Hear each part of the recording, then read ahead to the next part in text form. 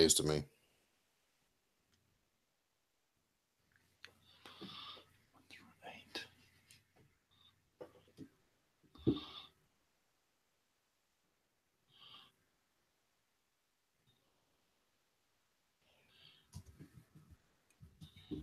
It's been the app's been wonky all week. It's been really wonky. In just a moment, and I'm just making myself some notes here.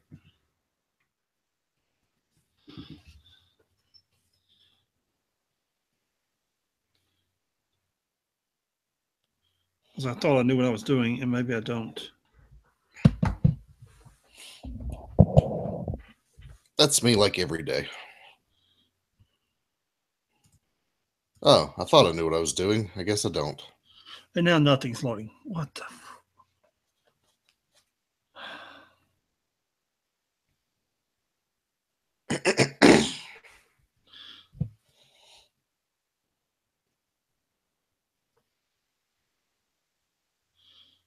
Maybe I'll load on my phone.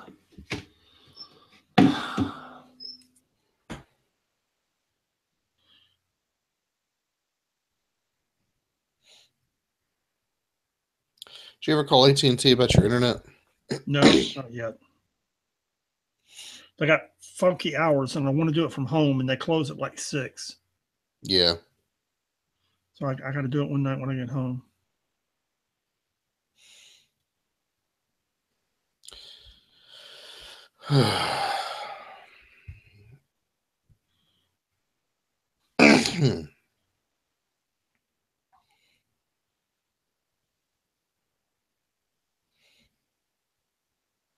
Okay, they're not loading on my phone either. This is wonderful.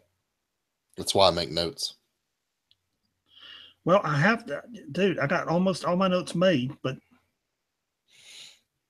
I mean, I've got notes on everything made, but I'm trying to Yeah, I understand. put the last of these together.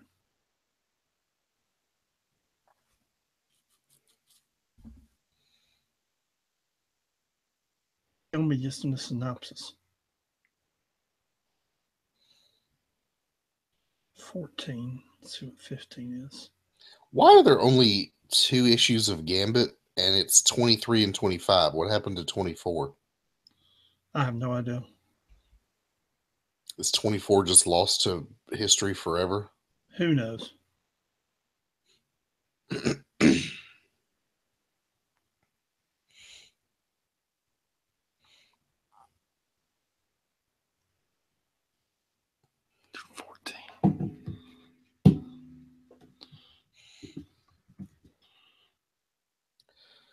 So about 2 months ago, we decided to get rid of cable because they were charging us out the wazoo for no channels.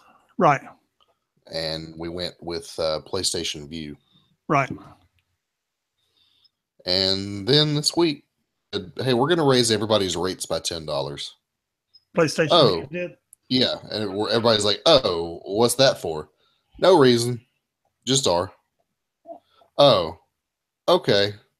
Cancel. So now we're going back to cable because quite literally it's less expensive than the streaming options. I was trying to remember.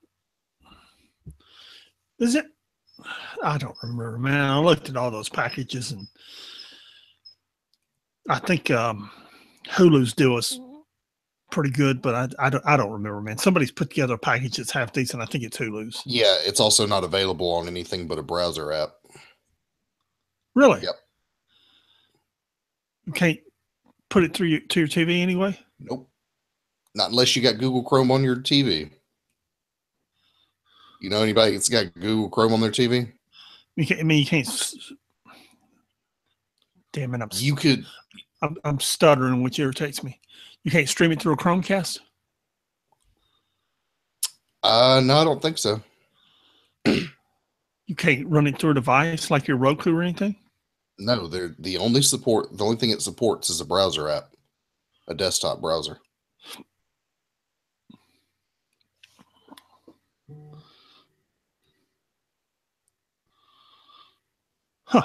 Well, that's pretty cool. I'm sorry. My mind's going in 15 different directions. I got a migraine. You're going to have to work with me tonight. Browser app? Yeah, like Chrome. Oh, dude, what the is up with that? They're saying it's in beta, which is a way for them to say that, if it messes up or we don't support your device, then just tough luck.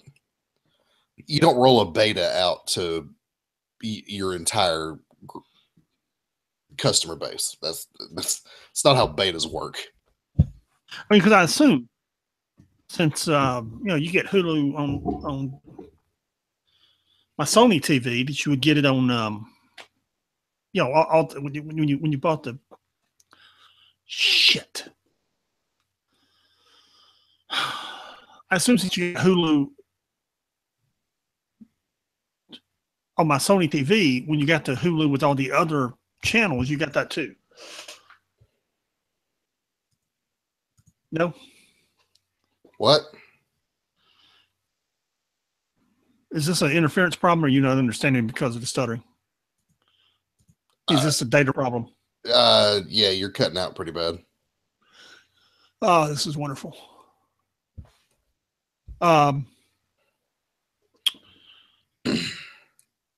Never mind.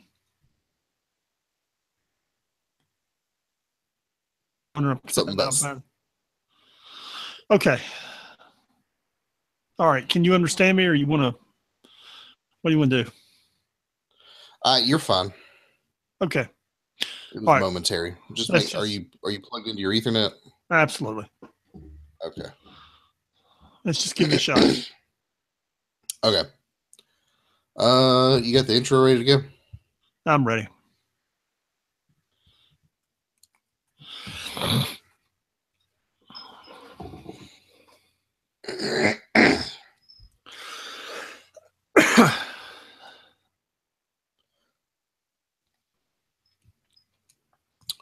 Make sure I got everything I need. Yeah, okay. All right. Counting down in 3, 2, 1.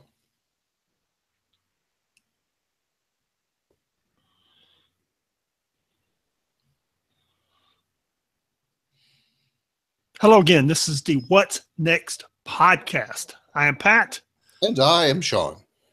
We're the guys from the 6 Month Behind podcast. And this month, we're going to discuss Ed Brubaker's Captain America's Winter Soldier run. And we're just happy to be here. How you doing, man? Oh, I'm all right, dude. How are you? I'm, all things considered, I'm above ground. How about that? That's positive yardage. I'm alive, so there you go. There you go. Good enough. There you Sometimes go. that's just good enough. Sometimes, that's all you can do. Sometimes that's all there is, man. Yeah. I'm saved. I'm alive. That's the best you can hope for some days. So then there's tomorrow. So there you go. The website is www.6monthsbehind.com. The email is. You can email us at 6monthsbehind@gmail.com. That's the number 6monthsbehind@gmail.com.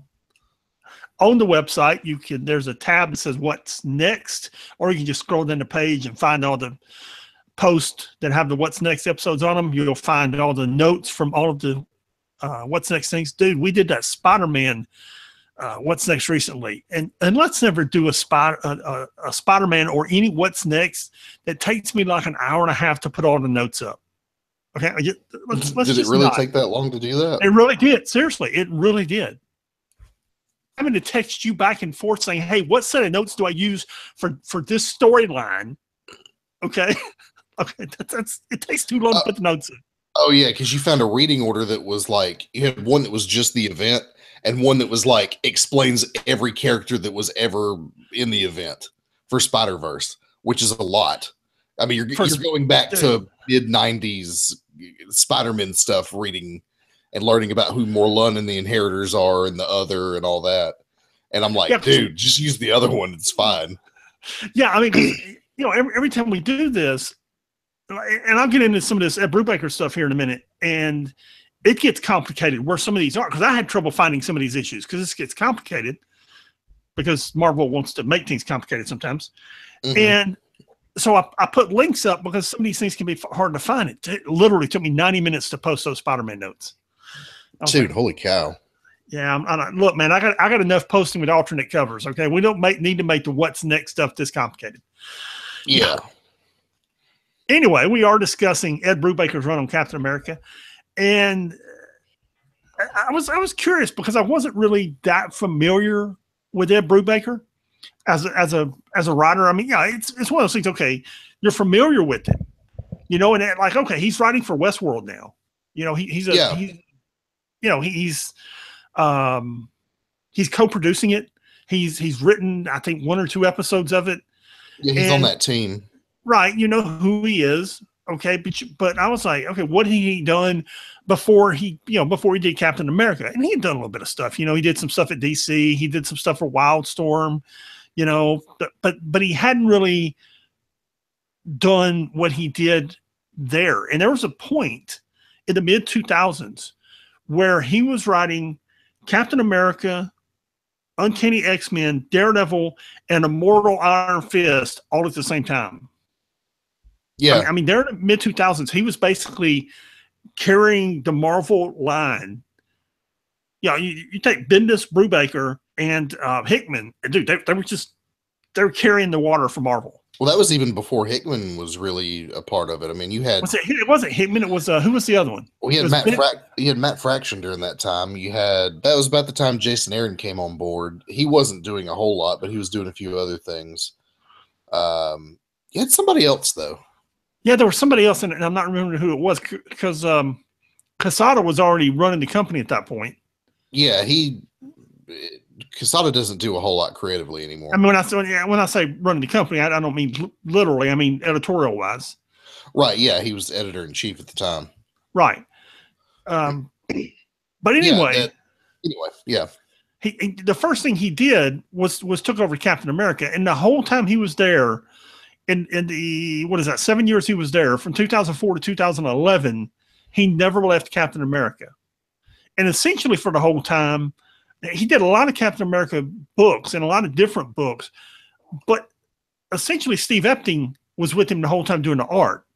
And Steve Epting's art was amazing. I mean, it really looks good. From that first issue of Cap 2004 #1 all the way through those last issues, it really looked good. And what we're going to focus on is the Winter Soldier storyline, which is, you know, it really runs for 25 issues.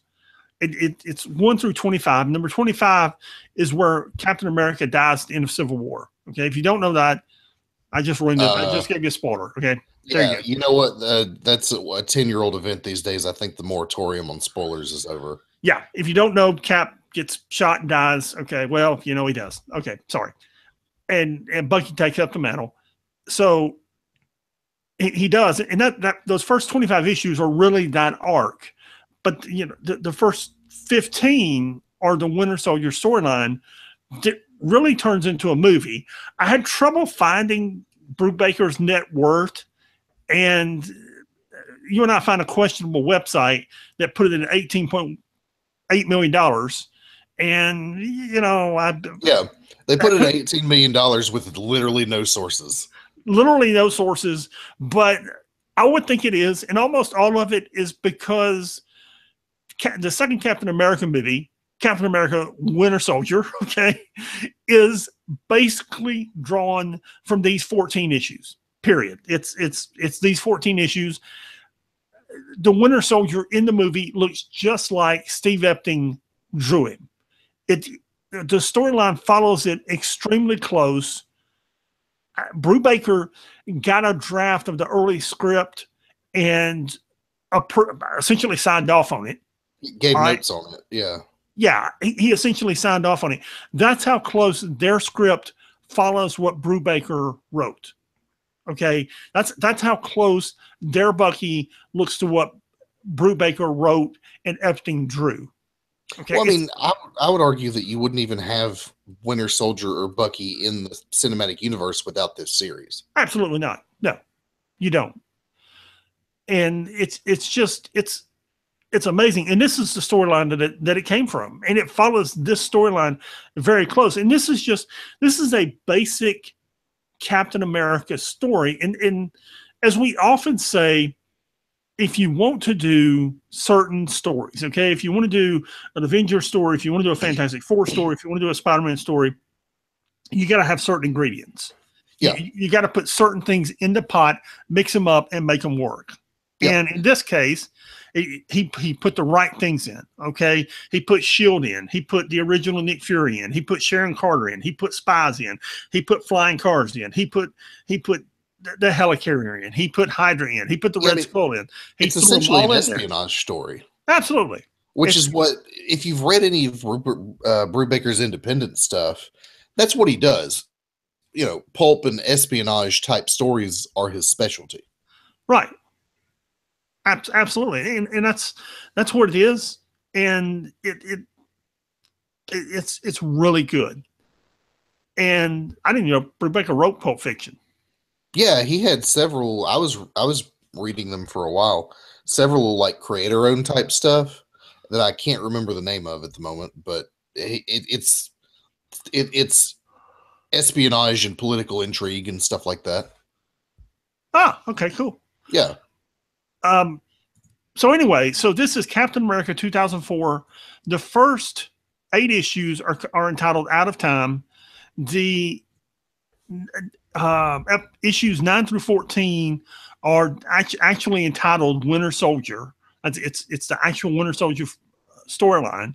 Issues 15 through 25 deal with he and Bucky and Sharon all getting reacquainted, and then the death of Steve Rogers. And from there, it just the next few years go into his run, and it gets confusing as it possibly can. And I'm going to put this on the website so you can follow it, because it goes Captain America 1 through 50. If you're looking on the page there, at 50, you get 50, then it renumbers at 600. Yeah. It goes 600 through 619. Where Marvel's like, hey, let's go back to other stuff. Right. At 600 through 619, it gets renumbered. Okay. At 620, it becomes Captain America and Bucky for 600 through 628. At 629, Ed Brubaker stopped writing it, but it kept going. But you're not going to find it here. You got to look somewhere else. Okay. So it literally on this page, it stops being there. It goes somewhere else. I don't even know where. But if you want to find it, you can find it, because it starts being a team-up book, like the old Marvel team-up series. Yeah. It becomes Captain America and Hawkeye, Captain America and the Falcon, Captain America and Daredevil, Captain America and whoever they wanted to stick it with him that month for however long. I don't even know. Because they relaunched Captain America at that point in 2011 for 19 issues with Brubaker rewriting it. So they took that, turned it into a team-up book, and then they relaunched what they did. They relaunched 2 books at the time. Captain America in 2011 that ran for 19 issues with Brubaker writing it, and they relaunched Winter Soldier at the same time that ran for 12 issues with Brubaker writing it. So if all that sounds confusing, it absolutely is, which is why I'll put links, all of it up on the website. The most confusing thing is that they changed the numbering, and Marvel keeps doing this. Every couple of years, they get this wild hair, and they're just like, hey, we're going to go back to our original numberings. And then they do, and everybody gets confused, and everybody drops the book, so the lines get canceled, and they relaunch with number 1s, and they run for 25 or 30 or 60 issues. And then a few years later, Marvel goes, hey, we're going to go back to our original numbering. And everybody gets confused and doesn't know what to read, so nobody buys the books, and they get canceled and get relaunched with a number 1. And then every few years, Marvel decides to say, hey, we're going to go back to our original numbering. And you see where this is going. And I wish they'd just knock it the heck off. Dude, we, as a rule, we just talk about storylines on this podcast. Okay, we just stay in the Winter Soldier podcast, in the Winter Soldier storyline, and we save our rants for the 6 month behind podcast. Yeah, that's because all we want to talk about here is the Winter Soldier. We want you to read the Winter Soldier. It's a great storyline, but I can't help myself. Yeah, I was reading about the Legacy storyline that's coming out in a couple of months, whenever, whatever this latest thing is over, and they're renumbering everything to what it would be. Okay, Spider-Man's going to be like 800 and something or 700 something. They're renumbering everything to where they think it should be, and it's confusing.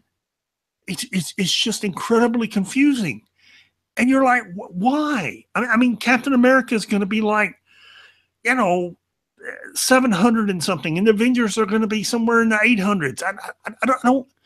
And you know what? If you want to do it, okay, do it, and don't ever change it again. Just don't change it again. Just do it and keep it there.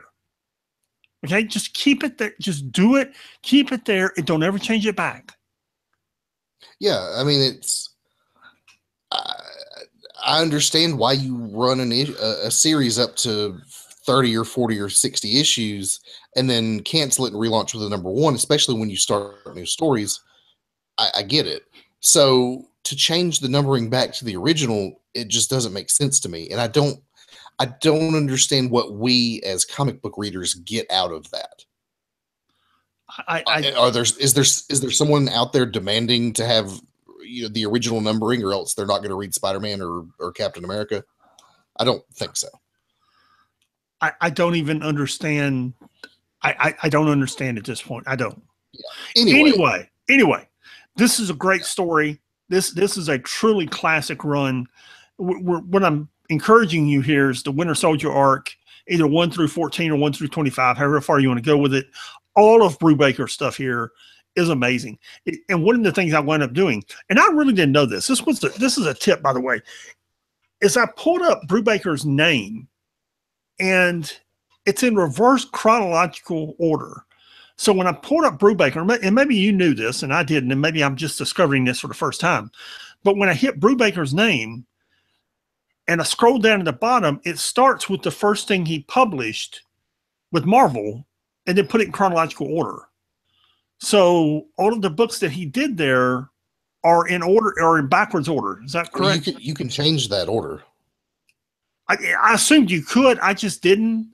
So then it started showing, everything he shipped every month, and then the X-Men books came in, and the Daredevil stuff came in, and then the Iron Fist and the Uncanny stuff came in, and that's the only way I was able to follow this Captain American Winter Soldier mess. How the books came out, because with the numbering. But yeah, I didn't realize you could do that, and I assumed you could change the way it sorted it. Yeah, if you go to Ed Brubaker's name in your browse tab, if you go up in the left-hand corner, it says sort. You can go to publication date, oldest to first. And it starts with that Daredevil annual from 1967, which I don't think he actually wrote, but his name's on it. He wrote it. He wrote it. That's a numbering system. Yeah, he just. Oh, is it? Yeah. Oh, it's we get tripped up by the numbering thing. Yeah, it's a 1967 series. Right, got you. But yeah, it starts with that Captain America #1 and goes from there. And I assume if you just searched for Winter Soldier, you'd find it too. Yeah, absolutely. So anyway, but I would encourage you to also look at some of Ed Brubaker's stuff that he wrote. I actually glanced at that Uncanny X-Men series because I couldn't remember what it was. What his Uncanny run was about, and that was the Shire run where Vulcan took over the Shire Empire, and it was a pretty good run, man. Yeah, it was and that Iron Fist run, book is good too. That Iron Fist book is good. I didn't read it at the time because you only have so much money for a pull list. At least I did at the time, but now we'll go back and reread it. Yeah, it's good, and then Matt Fraction picks up after him, and it's good there too. But yeah, if you enjoyed Winter Soldier the movie, if you like Bucky in the movie, then this is exactly what you want to read. Absolutely. Yep. So that is what's next for this week. Yep. Be sure to check out our other podcast, 6 Months Behind, where we review all the new books each week. Please shoot us an email at 6monthsbehind@gmail.com. And you can hit us up on Twitter at 6 Months Behind. That's at the number 6 Months Behind. The website is www.6monthsbehind.com. All right. Well, we'll see you guys next week. Peace.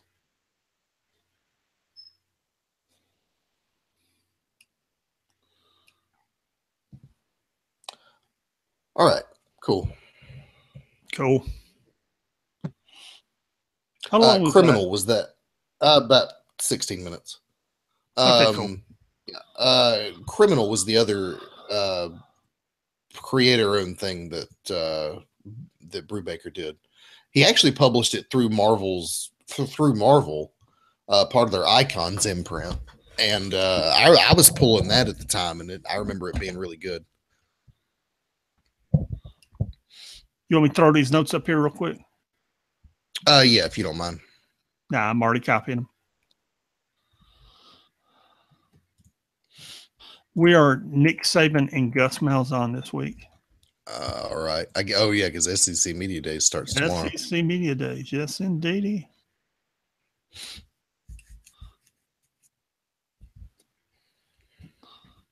Wisdom there. Yes, I do have wisdom already. Good.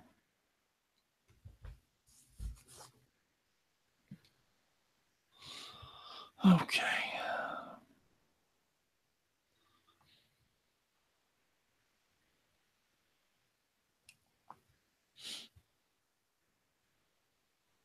Oh, dang. What? I don't have notes on that Captain America book.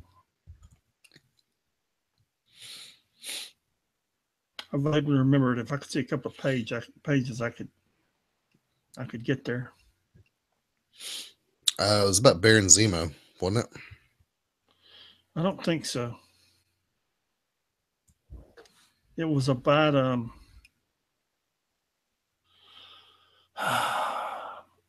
didn't they manipulate Quasar into going up and fighting the Chitauri, and he gets all mad about it? Yeah, that's Is right. yours loaded? No. Can you get it to load? No. Okay, I'll wing it. I'll wing it. I vaguely remember what happened. Is there anything else I don't have notes on? I don't have the Sorcerer Supreme notes. Crap. I don't have my Hulk notes.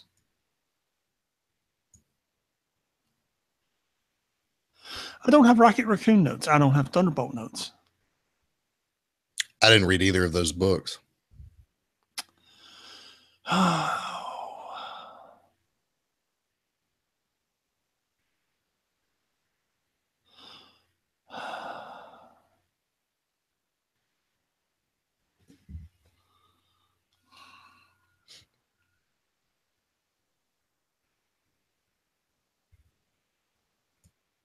The Hulk, I know.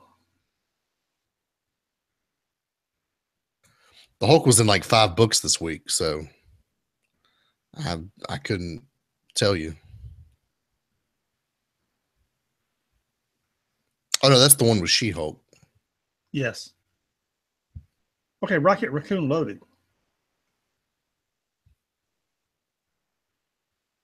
And I didn't read this.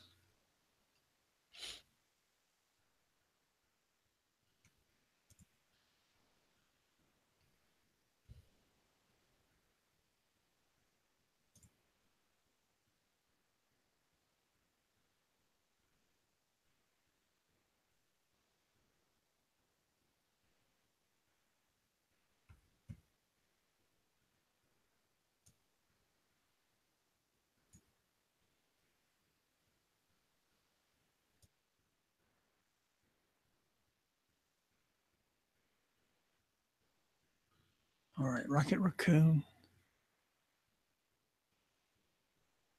Thunderbolts I got. That's not a problem. Uncanny Inhumans. That's not a problem.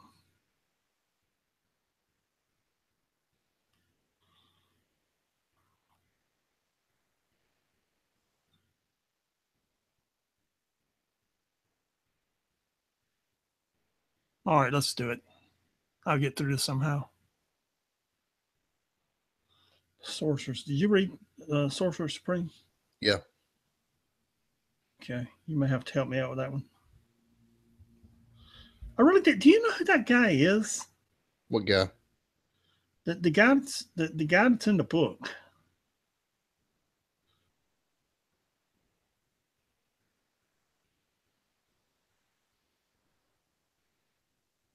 It's on the cover. That's the seems to be an Indian fighting the spirit. Oh, I forget what her name is, but that's Ghost Rider, dude. What? Yeah, it's the spirit. It's the demon of vengeance. That's Ghost Rider. The Indian? Yes. The one who bursts into flames? Yeah. Look at the cover. Look at her in the issue. Tell me that's not Ghost Rider. Ghost Rider's always been a spirit of vengeance. I picked up on that immediately, like 3 issues ago. I don't understand this book, but okay.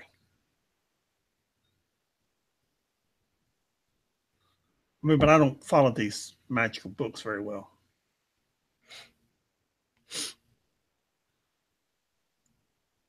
I guess that is Ghost Rider. Yep. Hell, I don't know what's going on here. And I'm sitting here looking at it, and I've read it twice now. They're searching Merlin's library. For what? A key? They're searching for answers as to how to read, how to put that thing back in its prison. The monster? Yeah.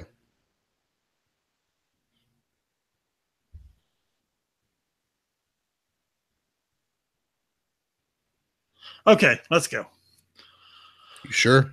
No, but let's go. Dude, I mean, are you prepared to do this? Yes. Okay. You don't sound convinced. You know. The Doctor Strange book is the only one I'm having trouble with, and I can read this thing 3 times and not understand it, or 6 times and not understand it. But let's go. Okay. All right. Kushala.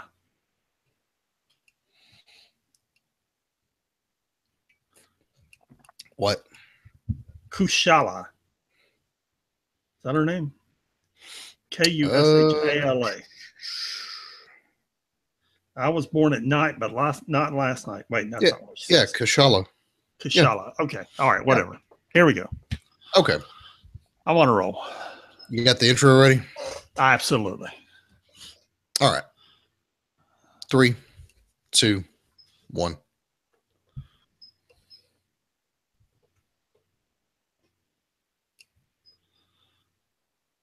What is up? This is the 6 Month Behind podcast for the week of 7/3/17. I am Pat. And I am Sean. And we're just happy to be here this week as we're Nick Saban and Gus Malzahn just looking forward to SEC Media Days, and because it means football is almost here. And next comic books, dude, football is our next favorite thing. Absolutely. Yeah. Football season's what, about 2 months away? Yeah, kicking off, yeah. Yeah, roughly 2 months away. Yeah, I mean, but dude, you got SEC Media Days, then you got the other media days, then, like in 2 or 3 weeks, they start practice. So, it's football, man. Yeah. Yeah, then you got preseason NFL, and it's here, man. Yeah, I'm looking forward to it until Auburn loses their first game, and then I'll just quit. I got my favorite book, okay? And why do you quit when they lose a game? You're such a person. Dude, you and I have talked about it. Auburn has all the tools they need to be a contender for the national championship this year, and I guarantee you they're going to go 5-4. Dude, there's one football magazine I buy every year. It's by a guy named Phil Steele. He is the smartest guy out there. Okay, don't listen to anybody but Phil Steele when they talk about college football. Okay, maybe Herb Street. All right, Phil Steele, Herb Street. And Phil Steele says Auburn is going to finish the year as a top 10 football team, second in the SEC. And he thinks they're the only team that may beat Alabama in the SEC. Listen, Auburn has all of the things they need to do that. And I'm skeptical. And it's not the team. It's not the players. It is Gus Malzahn's ability to call a play. He believes in all of it, including Gus Malzahn. Okay. Well, the good part is if they don't perform, Gus Malzahn's fired. So at least there's that. And here's the best part is Phil Steele has been statistically right like 14 of the last 16 years in his predictions. Okay, good. Okay, cool. Well, hopefully it works out this year. And here's the best part. His magazine is the one that all the gamblers use. So okay. There you go. Yeah, I've never heard of the man, but that's just me. Trust me. Cool. Anyway, if you want to tell us about your favorite college football team, you can email us at 6monthsbehind@gmail.com. That's the number 6 months behind @gmail.com. If you want to email me, I'll tell you how to get in touch with him so you know where to place your bets at. Because the website is www.6monthsbehind.com.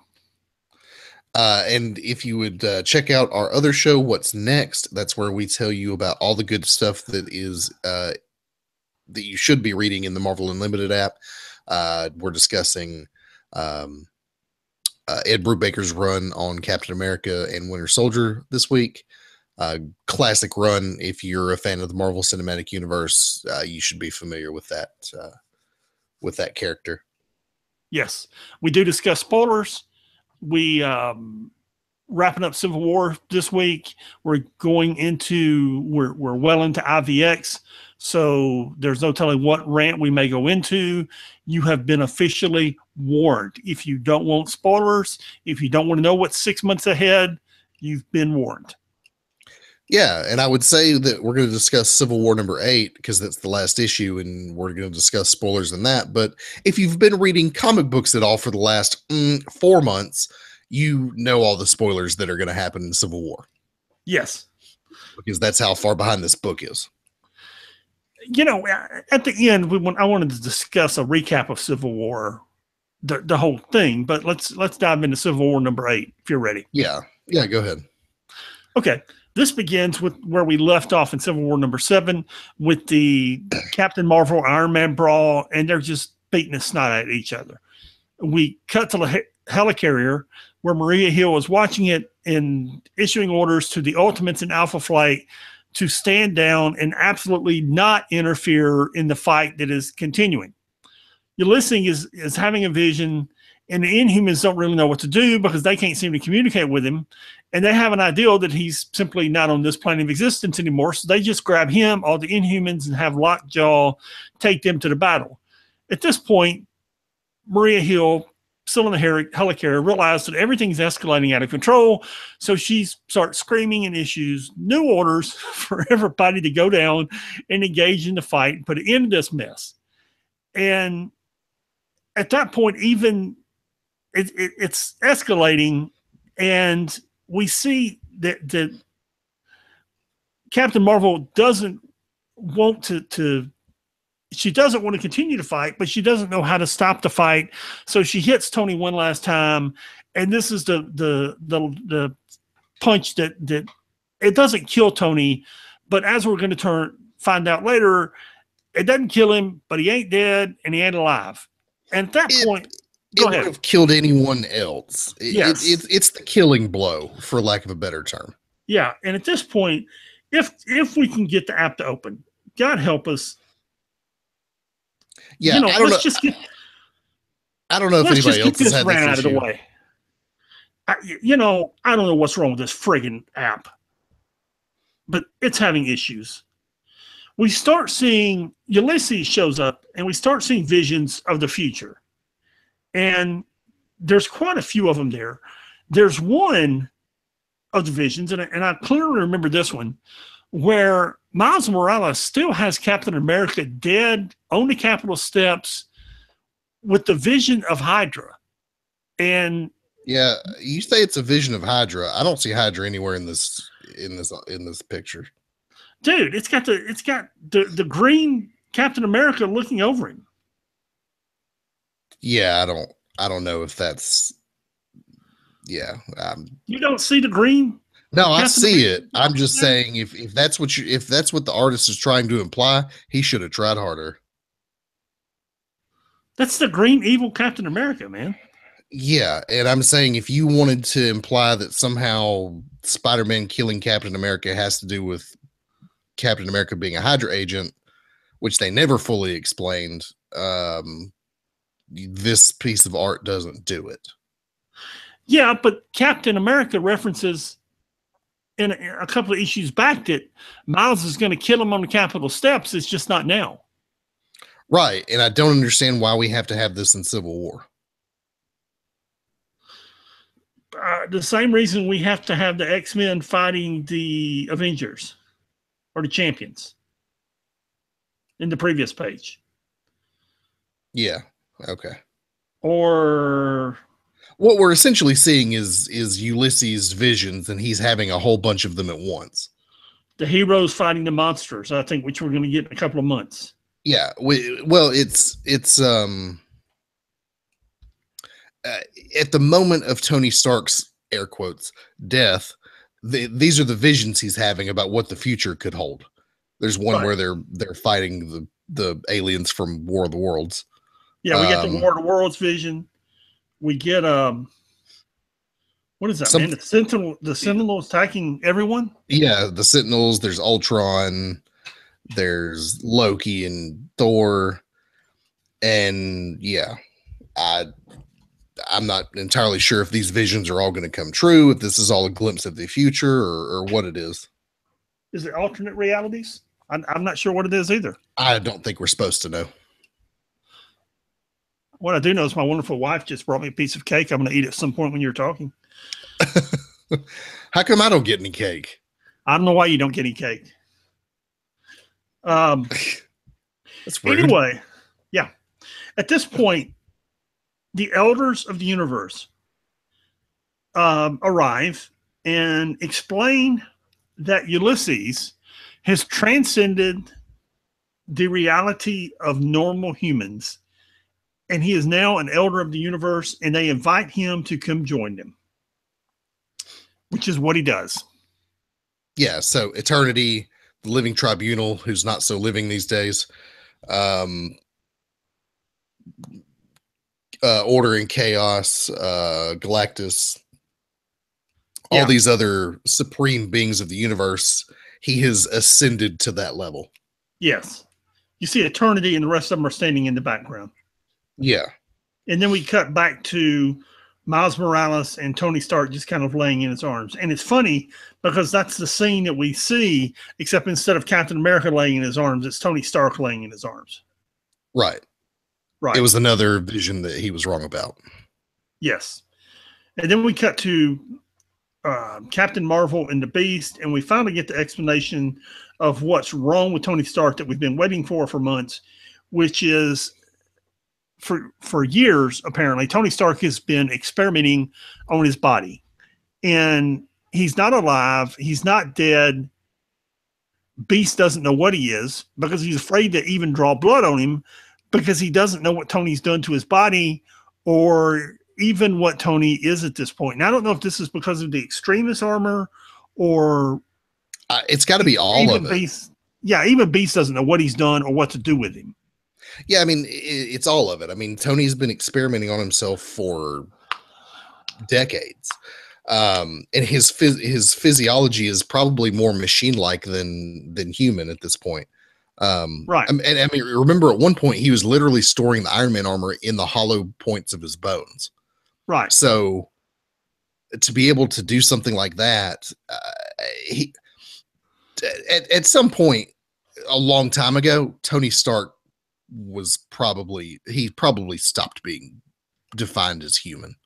Right. He So still looks like Tony Stark. He still sounds like Tony Stark, but in terms of physical matter, Tony Stark is not human. right.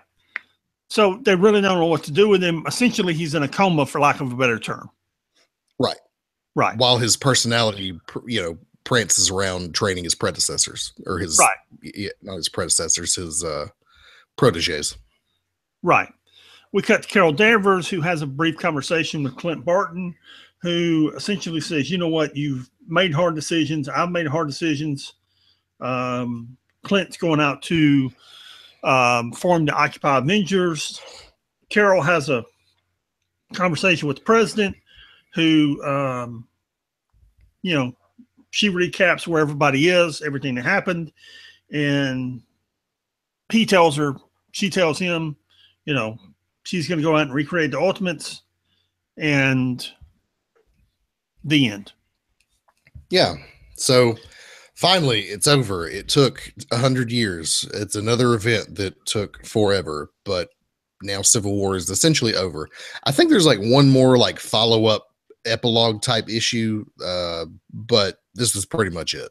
Yeah, and here's the thing: is the last 3 books were one day, issues 6, 7, 8, one day, and it took us 3 months to get them extremely late. And that's the problem. Is it just, they were so late and it took us so very long to get them. Right. I enjoyed this event. It was better than I thought it was going to be, but a lot of people will say this is one of Marvel's worst events, if only because it took so long to come out that nobody, by the time it finally ended, nobody gave a rip anymore. Yeah, and that's the problem with it. If you sit down, and by the way, it's up there in the Discover tab now. Issues 1 through 8, then all the sub issues. It's all there where they're encouraging you to read the thing, which is fine. It's there. It's great. So you can read it. And if you sit down and read it, just start to finish, which I've done with the printed issues. Once I got 8, I read 1 through 8. It's a great read. But it just came out so slowly that it just ruined it as you were reading it off the shelf. Yeah, absolutely. Or those of us who are limited, the same thing. Go ahead. I'm sorry. Right. I mean, those of us who choose to stay a little bit behind, we're in the middle of, this is the middle of July. And a year ago, this was on the shelves, and it should have been done months ago. We should have been reading issue 8 4 months ago in Unlimited. Yeah. I mean, this should have ended actual shipping dates. This should have shipped in August, and it wound up shipping in January. Right. Yeah. So yeah, I mean, that's ridiculous. And and hopefully Marvel's got it together and they're not going to do this again. And it's not that they did it on purpose. There were problems with the artist. I understand that, but this is why your sales look like they do. Yeah. And I think with this summer's event, Secret Empire, they seem to have it together. They seem to be shipping it on time. It's a good event. It seems to be going well. And I hope they've learned from this and it is working out. Yeah. And, in a couple of years, it'll be one of those events that you go back and read and you go, oh yeah, this was better than I remember it being. Yeah. But right now it suffers from event fatigue and really late publishing. Yeah. Absolutely. In a time when Marvel is, their events need to micro scale their events. you need events within particular books. You need events within, a particular team. Have 2 or 3 Avengers books, throw them together for an event that's 5 or 6 issues and be done. But these humongous, world-changing events that span the entirety of your publishing line are they're exhausting. Absolutely. Anyway, thank God that's over.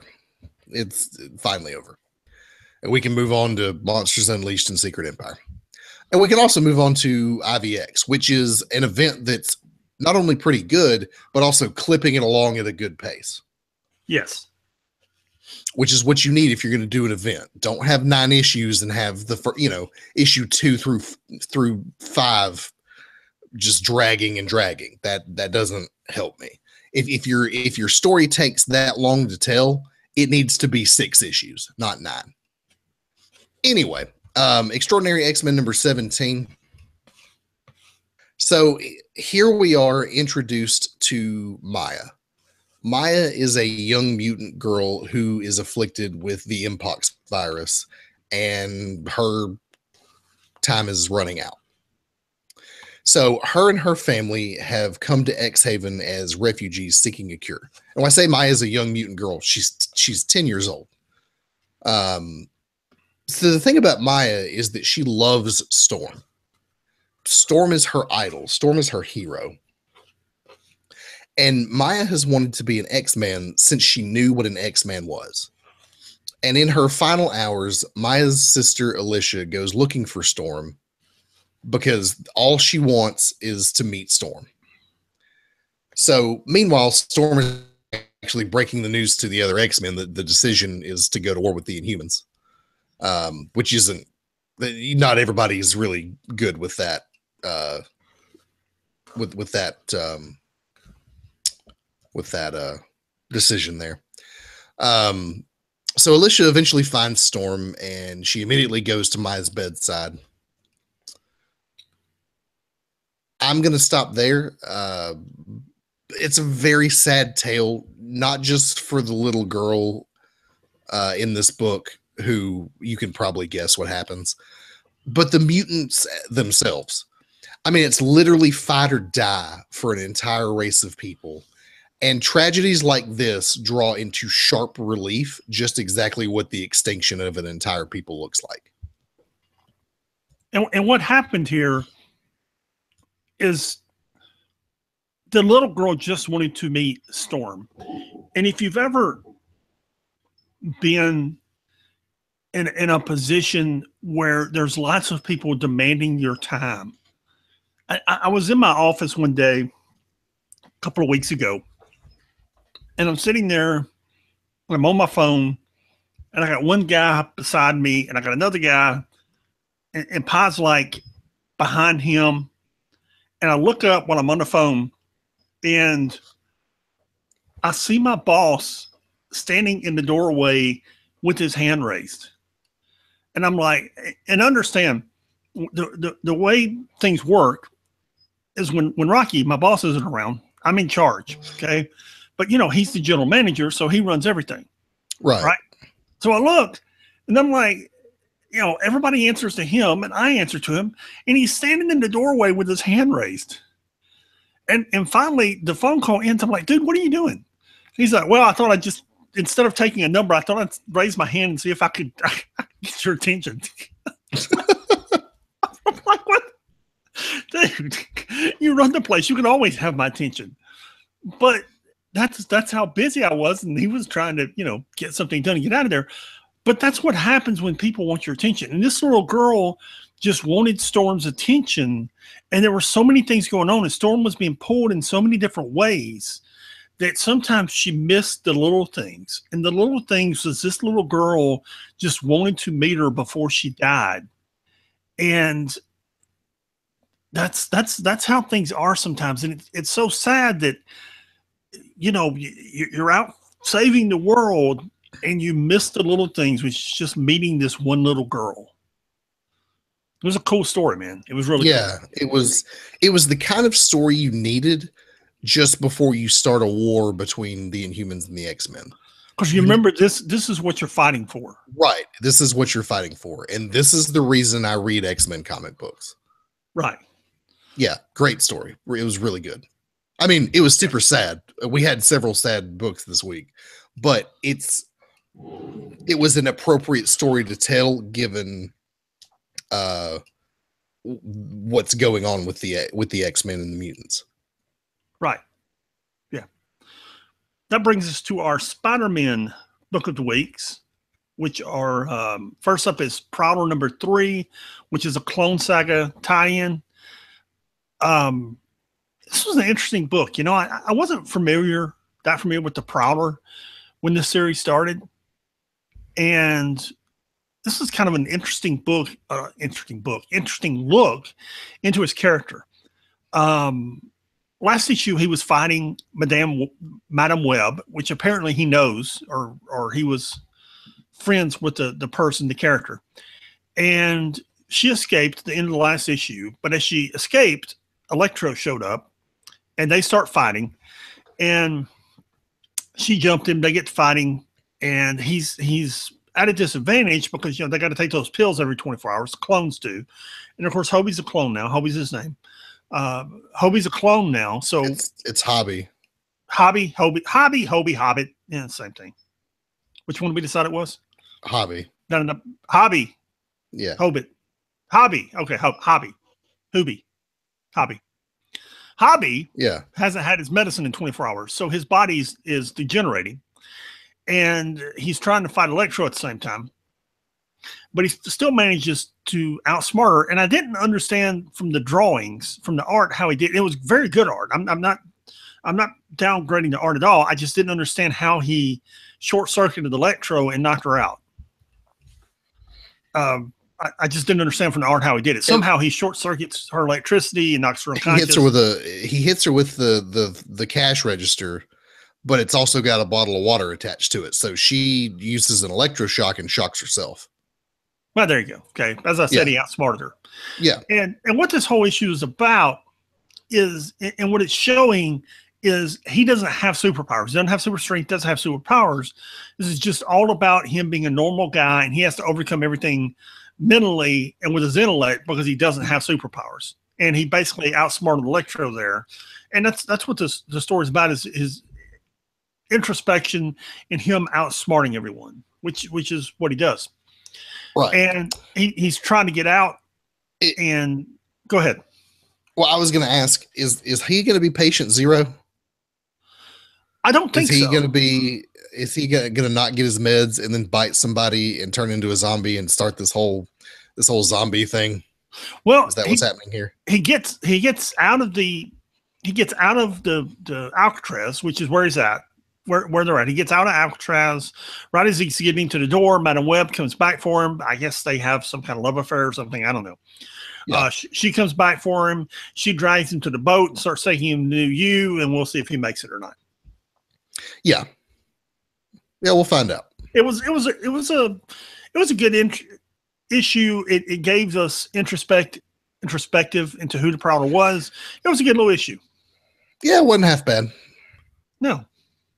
It didn't have anything to do with the greater clone conspiracy story, but okay. It showed his body breaking down. It showed him not off the meds. It showed him finding Electro. I mean, it was okay. Yeah, it wasn't bad. Okay. What was also pretty good was Spider-Man number 11. So you get to talk about it, and I get to eat another piece of cake or another body cake. This is the dad issue. Since restarting the Marvel Universe after Secret Wars, bringing Miles Morales and his family into the new Marvel Universe, something's been up with his dad. His dad had SHIELD connections. Oh. So we spend this entire issue following Miles' dad and finally getting some answers as to his SHIELD connections. Did you read this? When you said it, I thought I didn't. And then I remembered I did. Yeah, it's a really good story. Yeah. So apparently at one point in the past, Miles' dad was a SHIELD agent. And from what we're led to believe in this book is that he's a very good one. Yeah. So he meets with Dum Dum Dugan and gets his first assignment, which is infiltrating the Black Cat's gang via black market weapons trade. So he goes to exchange some weapons with Black Cat. However, things get a little heated when Black Cat reveals that she has Spider-Man tied up in her base, and also knows that Spider-Man is Miles Morales and is his son, and the whole jig's up. She knows what's going on. And she's if he doesn't spill all the information that he knows about Shield, she's gonna kill his son. Hey, actually, it was an elaborate test with Shield to see if Mr. Morales could keep his cool under pressure. Everybody takes their masks off. It's not really Black Cat. It's not really Spider-Man. It's, they're all Shield agents testing Miles's dad. So now he gets his real mission, which they don't tell us. And if the tease of the next issue's cover is any indication, apparently Miles Morales and Gwen Stacy are going to make out or something. It was a really good issue. You got to read it to really appreciate it. But yeah, man, it was good. Yeah, it was. It was really good. They took a character who was really not. He was real one-dimensional. He's just Spider-Man's dad, and they're really doing something with him. Right. Yeah, good. It was very good. Good book. It was also a nice little break from whatever's going on with Miles at the moment. Yeah. Yep.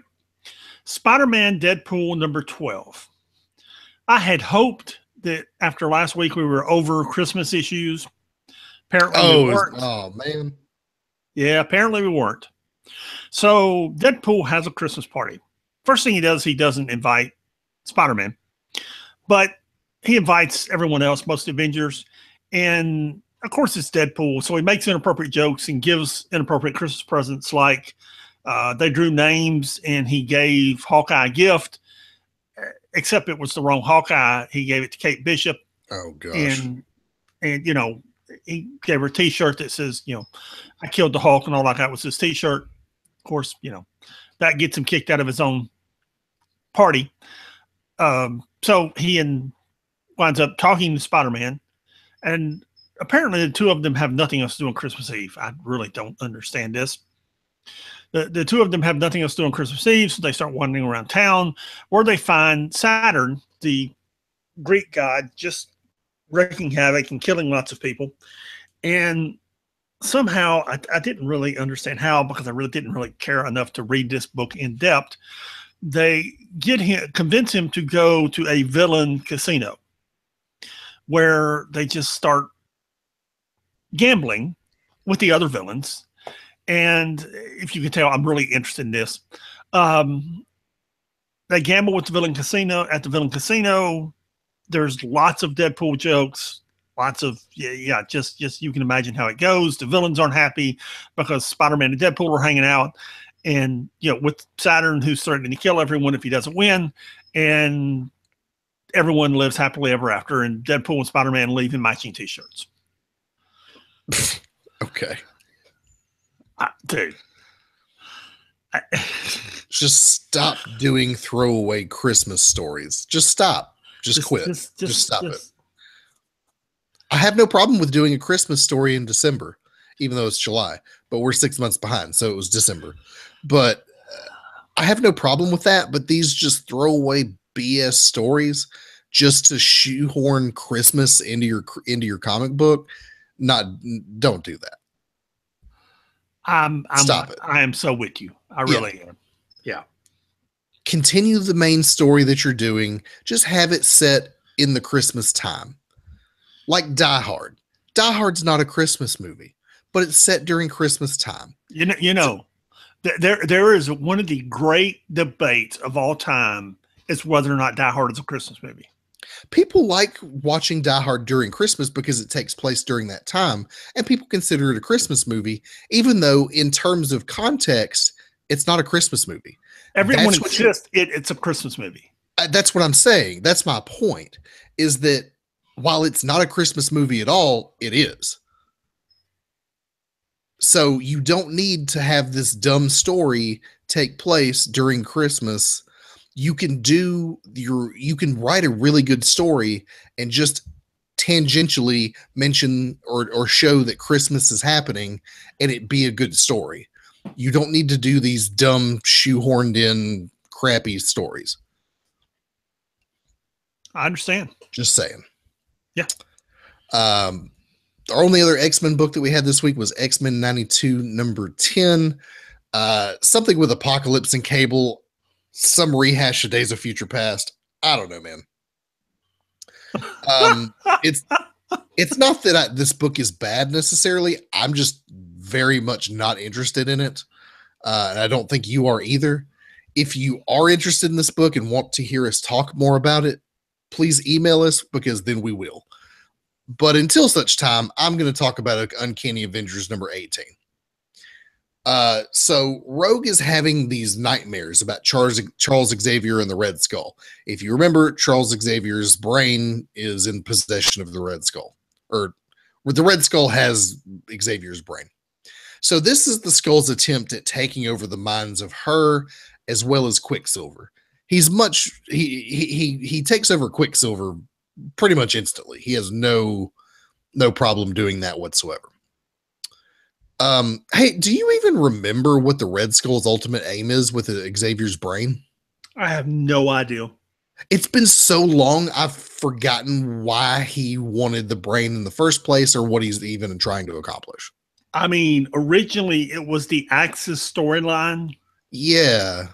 And it should be world domination, which has always been the Red Skull's goal. And he's got the Hydra agents. He's starting that Hydra movement in Europe. And what he's doing here in New York, taking on the Uncanny team, I don't know. So what this has to do with the Hydra movement over in Europe, I really don't know. I think I know where this story's going, but I don't. Yeah, like what was his ultimate aim of like, I'm going to acquire the brain of Charles Xavier and do what? It's been so long, I don't remember. You know, this story with the Red Skull and Xavier's brain's been going on since like 2014. Essentially, the story was, in the beginning, it was Xavier's brain's the most powerful weapon in the world, and you stupid mutants left it unguarded, and I'm going to take it. Yeah. That was the story. Then he took it, and they've been trying to get it back ever since. Right. But to me, it seems like the Red Skull isn't really doing anything with it. Not explicitly. Not really. I mean, dude, it's I mean, we've seen what at one point, and I forget, maybe a couple of points, Charles Xavier took over every mind in the world, man. Mm-hmm. I mean, we saw what Emma Frost did with it. What was the series before IVX? Death of X. Mm-hmm. I mean, Death of X, Emma Frost contacted every mind in the world, and she's not as powerful as Charles Xavier is. No. I mean, these are the kind of things he can do, and he's just Mickey Mousing around with it, man. I don't understand. Right. Like, that was my whole point, is like, oh, you want to bring about an age of Hydra? You could do that instantly. Yeah. Captain America doesn't even have to be a Hydra agent. You could just turn everybody into a Hydra agent instantly across the globe. Yeah. And maybe you're not quite powerful enough to do everybody and most of the Avengers, but once you have literally everyone in the world on your side, the Avengers should be pretty easy to take out. Yeah. Easy enough anyway. But what's he doing? Hanging out in the basement of Avengers Mansion. Yeah. Yeah. Anyway, Red Skull uses the now brainwashed Quicksilver to sideline most of the Avengers, while Rogue sets up Deadpool as her nuclear option if things don't go as intended, and things don't go as intended. At the end of the book, it looks like Red Skull has succeeded in mind controlling Rogue as well. I mean, this was a good story. Good story, good art. It's not bad. it's not bad. It's it's a bad plot device because you realize the Skull could be doing so much more. Yeah, it's become a plot device for the sake of being a plot device. Right. And it's been going on so long, we've forgotten why we were here in the first place. Absolutely. Yeah. Yeah. Still not a bad book, but dang, man, like, let's go. Let's finish this story arc about the Red Skull and Xavier's brain. I totally agree. Yeah. So that brings us to Great Lake Avengers #3. I enjoyed the first 2 issues of this book. This one's kind of slipped a little bit. We get the origins of Flatman, which, it's all right. I mean, he basically started off, he had an agent who had him impersonating Reed Richards, Mr. Fantastic at different conventions and stuff. Yeah, and that's okay. I mean, that's not bad. But we spend too much time. We spent too many pages on that. Then he and Mr. Immortal argue over who's going to lead the team. They figure out that the councilman, Mr. Snurd, is Neon Rouge. The most interesting thing here is that Dorman, and we only spent a couple of pages on this at the end, is drawn into the Dark Force dimension. And are you familiar with the Dark Force dimension? Not really. I mean, I know it's what he goes through, and I know it's what Cloak and Dagger goes through, but I'm not really familiar with it. Oh, it's also where Nightcrawler, when he bamps, he's there temporarily, for just a moment. It's going to play a big part in Secret Empire. Okay. And I wish I was more familiar with it. Well, that's what Google's for. Okay. I'm sure we can brush up on it before. I'm helping you out here. We warned you about spoilers at the top. Yeah. I'm helping you out here because there are things coming from every direction that because I'm reading Secret Empire, I'm not reading any book but Secret. I mean, all I'm reading is the main book and maybe a couple of books here and there. Like I knew Captain America was 18. I read something online where it was real important, read it. There was a Deadpool book where he killed a major character. I read it. So it's not like I'm reading every book related to it. Okay. I'm just reading the main event book and maybe a couple others. But as I'm reading it, I'm realizing, oh, this is important. And that's important. So yeah, and as I'm doing it, I'm like, oh, okay, the Dark Force dimension is important. Well, why is it important? And how are we getting there?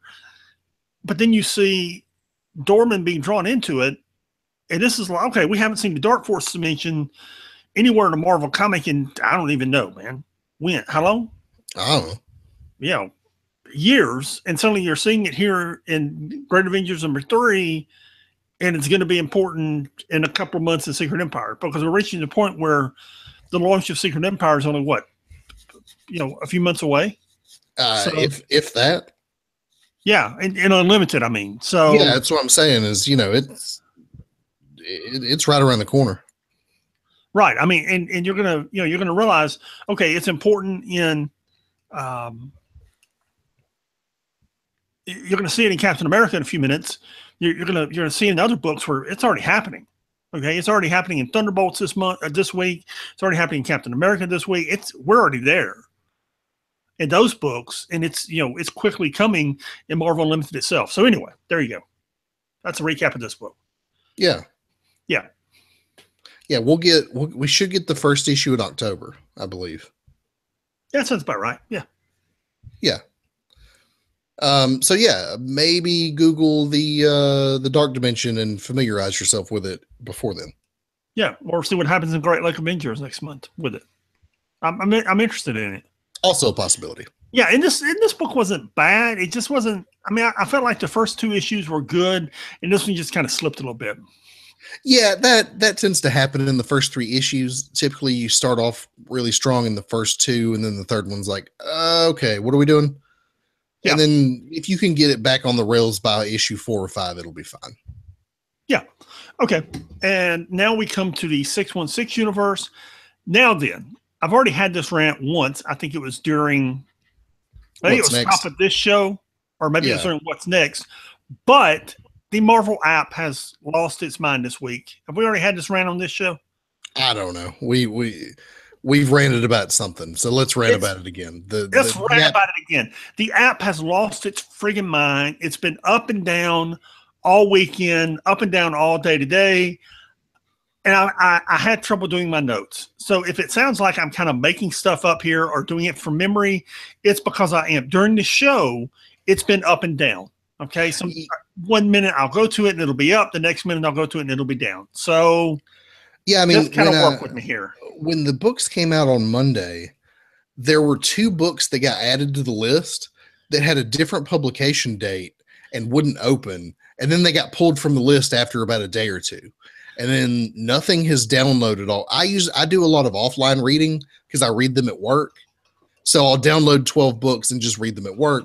Couldn't get offline downloading to work. Nothing would download.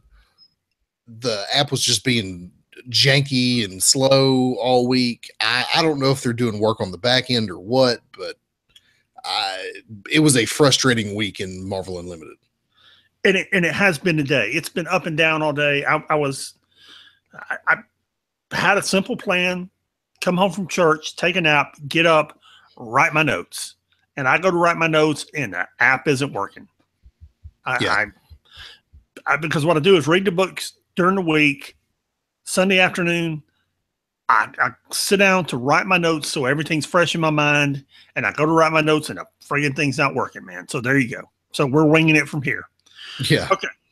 So Black Panther number 9. Changemeyer. Did I pronounce that correctly?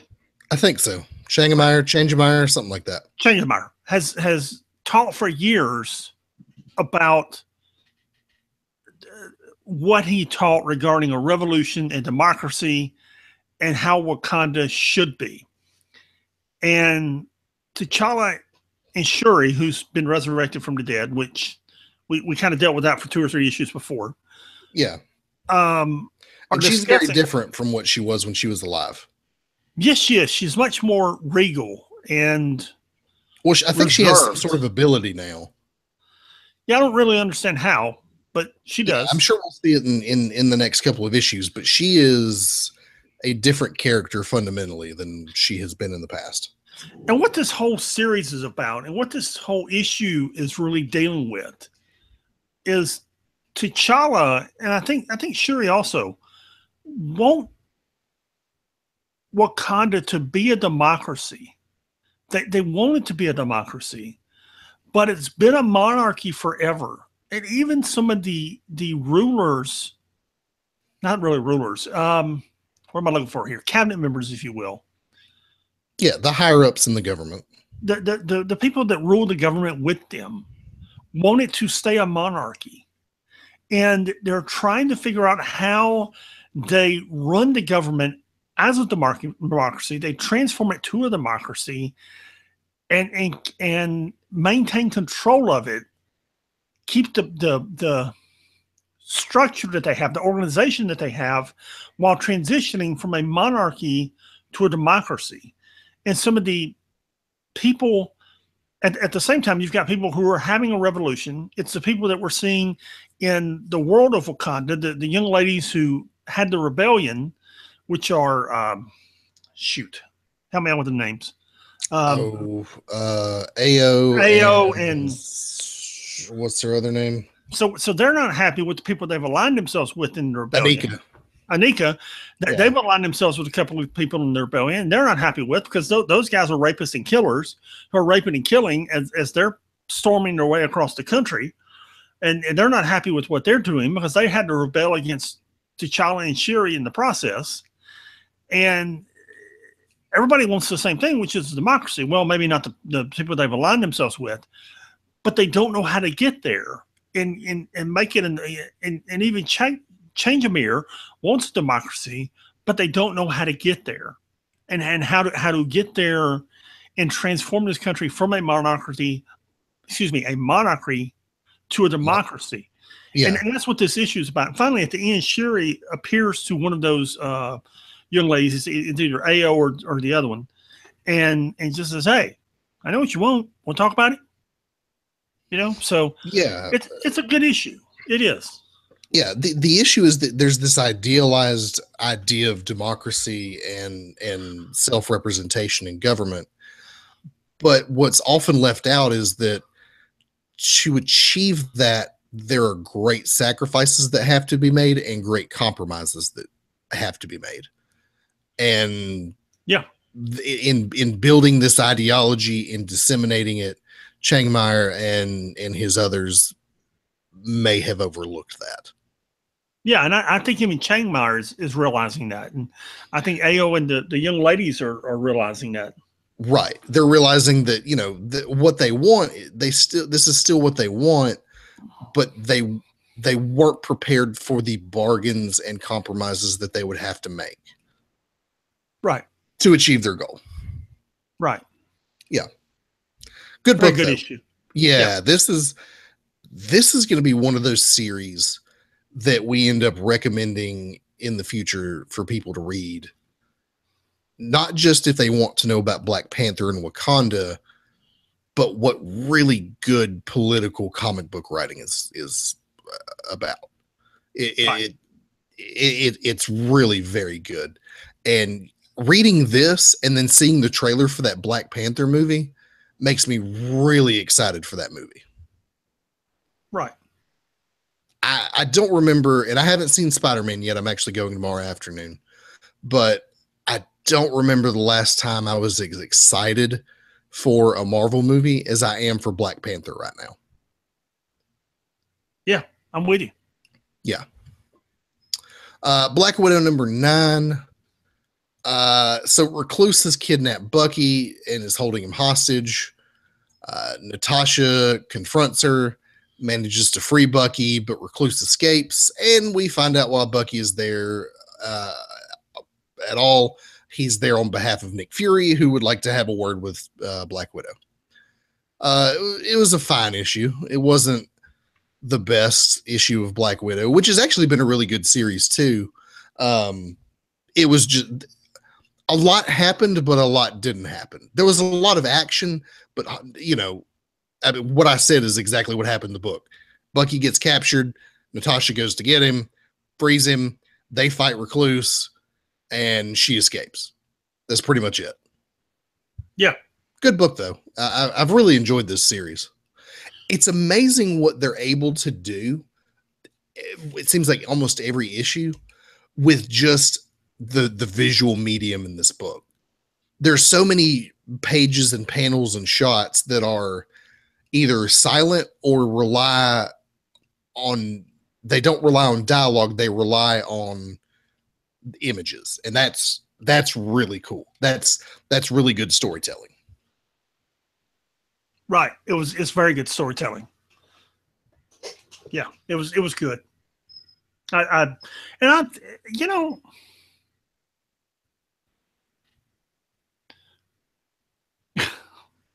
there's a I think there's a line in the movie in one of the Marvel movies, and there's a line in the comic book too. And I'm trying to say this gently, but okay, I just kicked something under my desk.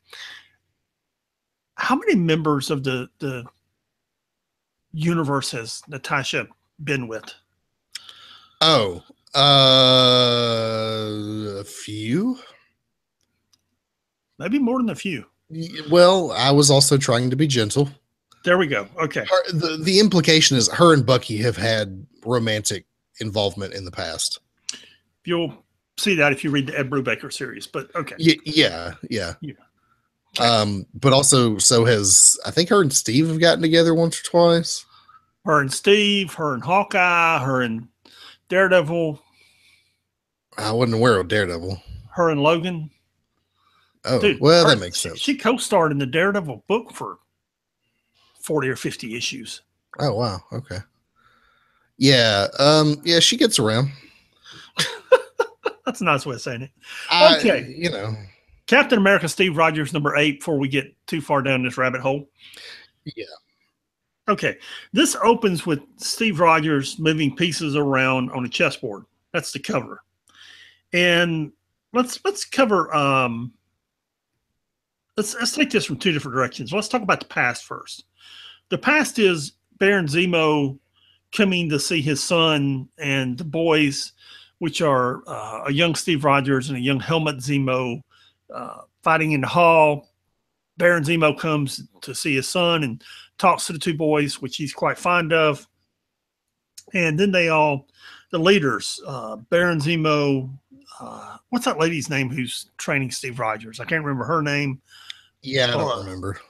Gorgon, the guy that looks just like Dr. Faustus but isn't. They all meet outside, and what they're basically discussing is which side to back during World War II, the Axis or the Allies. And the young lady who's backing Steve Rogers wants to back the Allies. Everybody else wants to back Hitler and the Axis, and she's outvoted, and they decide to back the Reich. The People's Socialist Worker Party. Yeah. The Nazis. Yeah. This will be very important in the future. This decision will, but they choose to back the Nazis.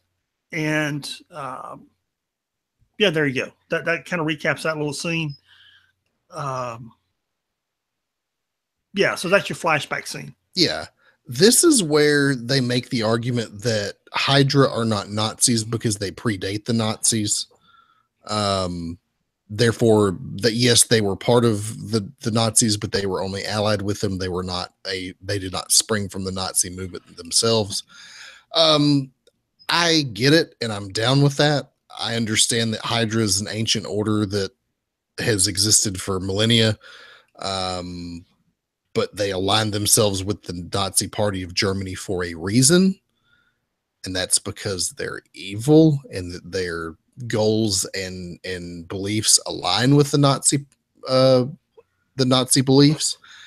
And so anyone who wants to tell me that Hydra are not Nazis can be technically correct, but you're splitting hairs. They're still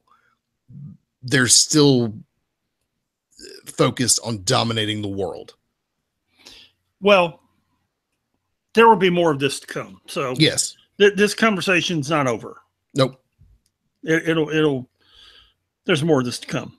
Yeah. So back to the current thing, we have Captain Marvel and Captain America and some of Alpha Flight fighting the Chitauri.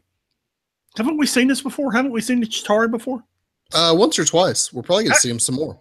It's strange how they keep appearing. So it's a wave of Chitauri, and they're fighting them. And then we cut to Wendell and the young S.H.I.E.L.D. agent who is becoming Quasar, and they're discussing her decision to become Quasar.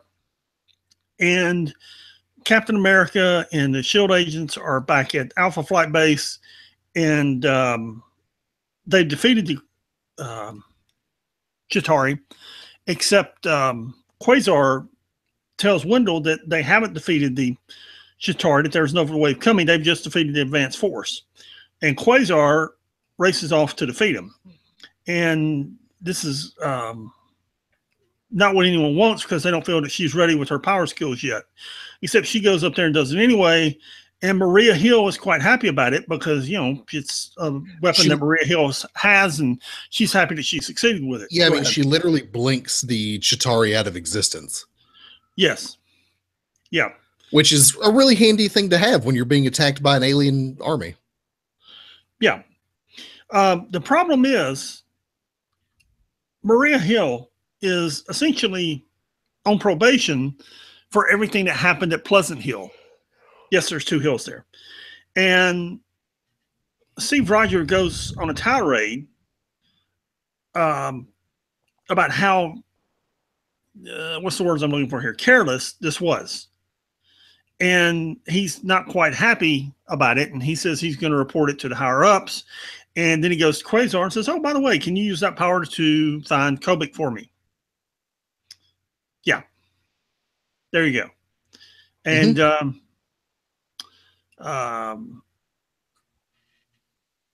Then we find out why the Chitauri keep attacking as he's talking to Dr. Selvig, because he's got a nice little farmer who has their queen growing for him. Right. Yeah. Yeah. If I had to guess, this is going to Secret Empire is going to start off, or at least be influenced by Steve Rogers orchestrating a Chitauri invasion of Earth, so that while everyone's distracted, he can seize power for Hydra. I'm just taking a stab at it.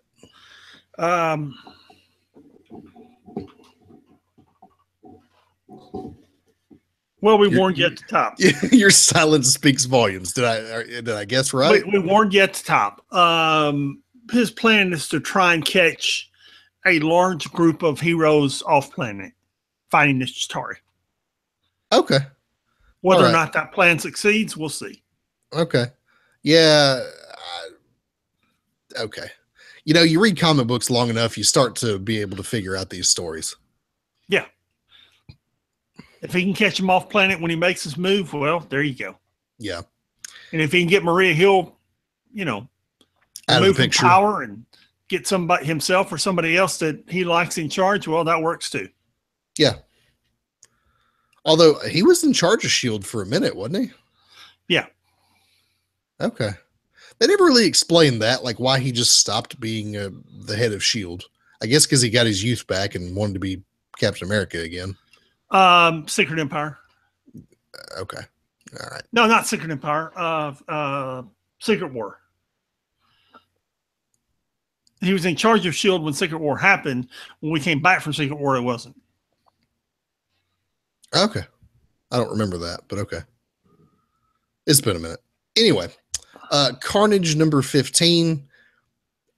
There's a good bit that happens in this book, but I'm just going to sum it up real quick because it's what we've been waiting for. Carnage completes the ritual. Chthon is awake and walks the physical plane once again. Surely we are all doomed. It took its time getting here, and I really hope it was worth it. But I'm pretty sure next issue is the last one. So I assume we're going to defeat Chthon pretty quickly. Which I don't. If you understand anything about Lovecraftian horror, it's that these entities, once you've awakened them, aren't like, they don't just go away if you ask them nicely. They're unstoppable cosmic forces, and once you've unleashed them, that's it.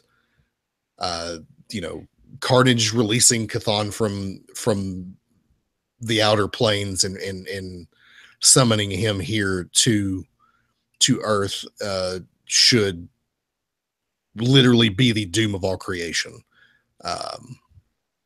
But probably won't be. Oh, there you go. Yeah. Okay. Still, it was pretty good. I've enjoyed this series. I've enjoyed it more than I thought I would. Okay.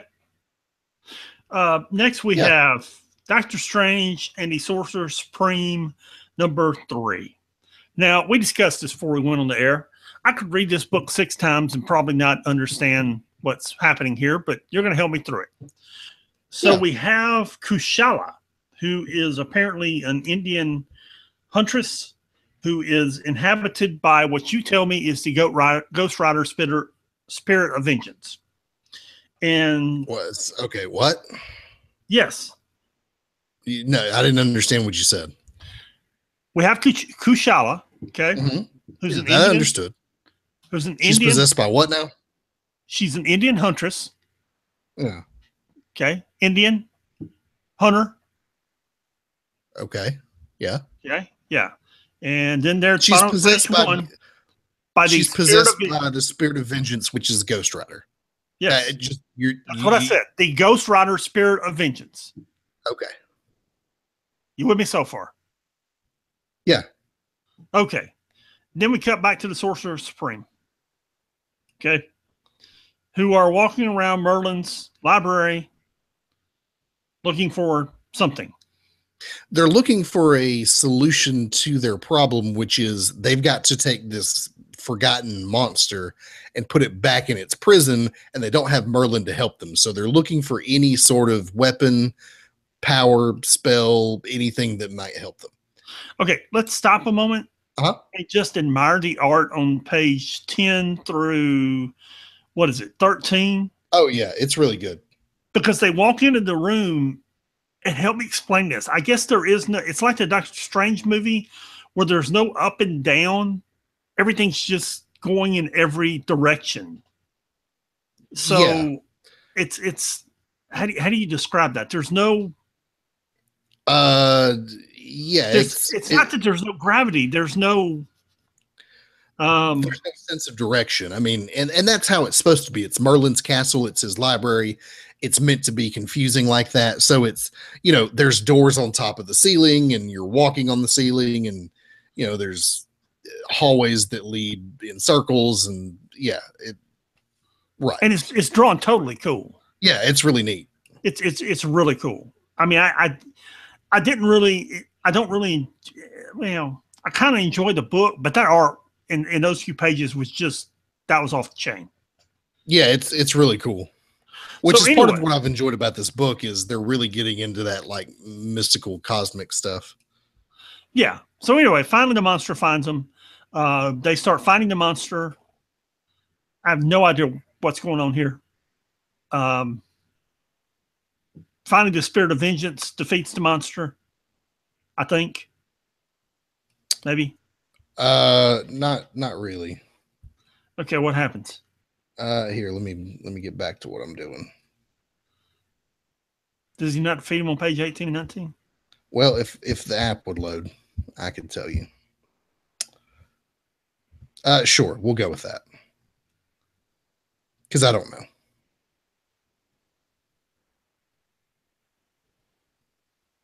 I really don't know what happens here. I don't understand it. Yeah, I could tell you if the app would load the book, but it's not going to do that. So. Okay, so read the book, email us what happened. Yeah. And then Kushala is talking to someone there on the last page. Yeah. Anyway, it was all right. It was all right. Yeah. It wasn't bad. So, Infamous Iron Man #3. I have really enjoyed this book, and I continue to enjoy it.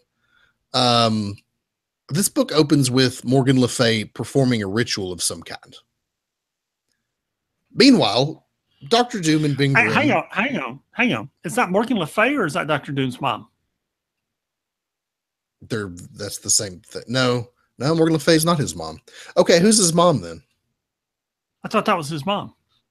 It is his mom.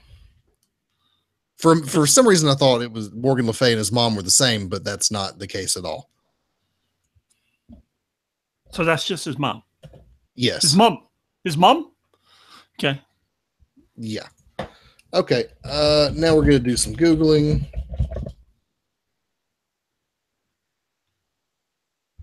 Her name is Cynthia Von Doom, and she's a sorceress of some kind. Yeah. She's just the gypsy who looks like Morgan Le Fay. Well, anytime I see a female sorceress like that, I just assume it's Morgan Le Fay. But apparently it's not. And now that I think about it, that'd be really weird, because Dr. Doom and Morgan Le Fay have had a relationship, if you could call it that. Okay. Anyway. Okay. Dr. Doom and Doom and Ben Grimm are duking it out in front of Dr. Amar's apartment. So here's the thing. Ben Grimm isn't stupid. He understands what Dr. Doom's trying to do. He just doesn't care that Doom has had a change of heart. Given the history between the two of them, Ben Grimm doesn't see how any of that really matters. It doesn't change anything that he's done to Ben Grimm and the people he loves. So he doesn't care that Doom wants to be a good guy now. He's still going to punch him in the face. Suddenly, Dr. Amaro wakes up in a bedroom that's not her own. She's in a castle somewhere in Europe, presumably owned by Dr. Doom, as he explains that it's his home. They're not in Latveria, I don't think, but I don't know. It's one of those castles in Northern Europe. So this is where he's been living since he abdicated his throne in Latveria.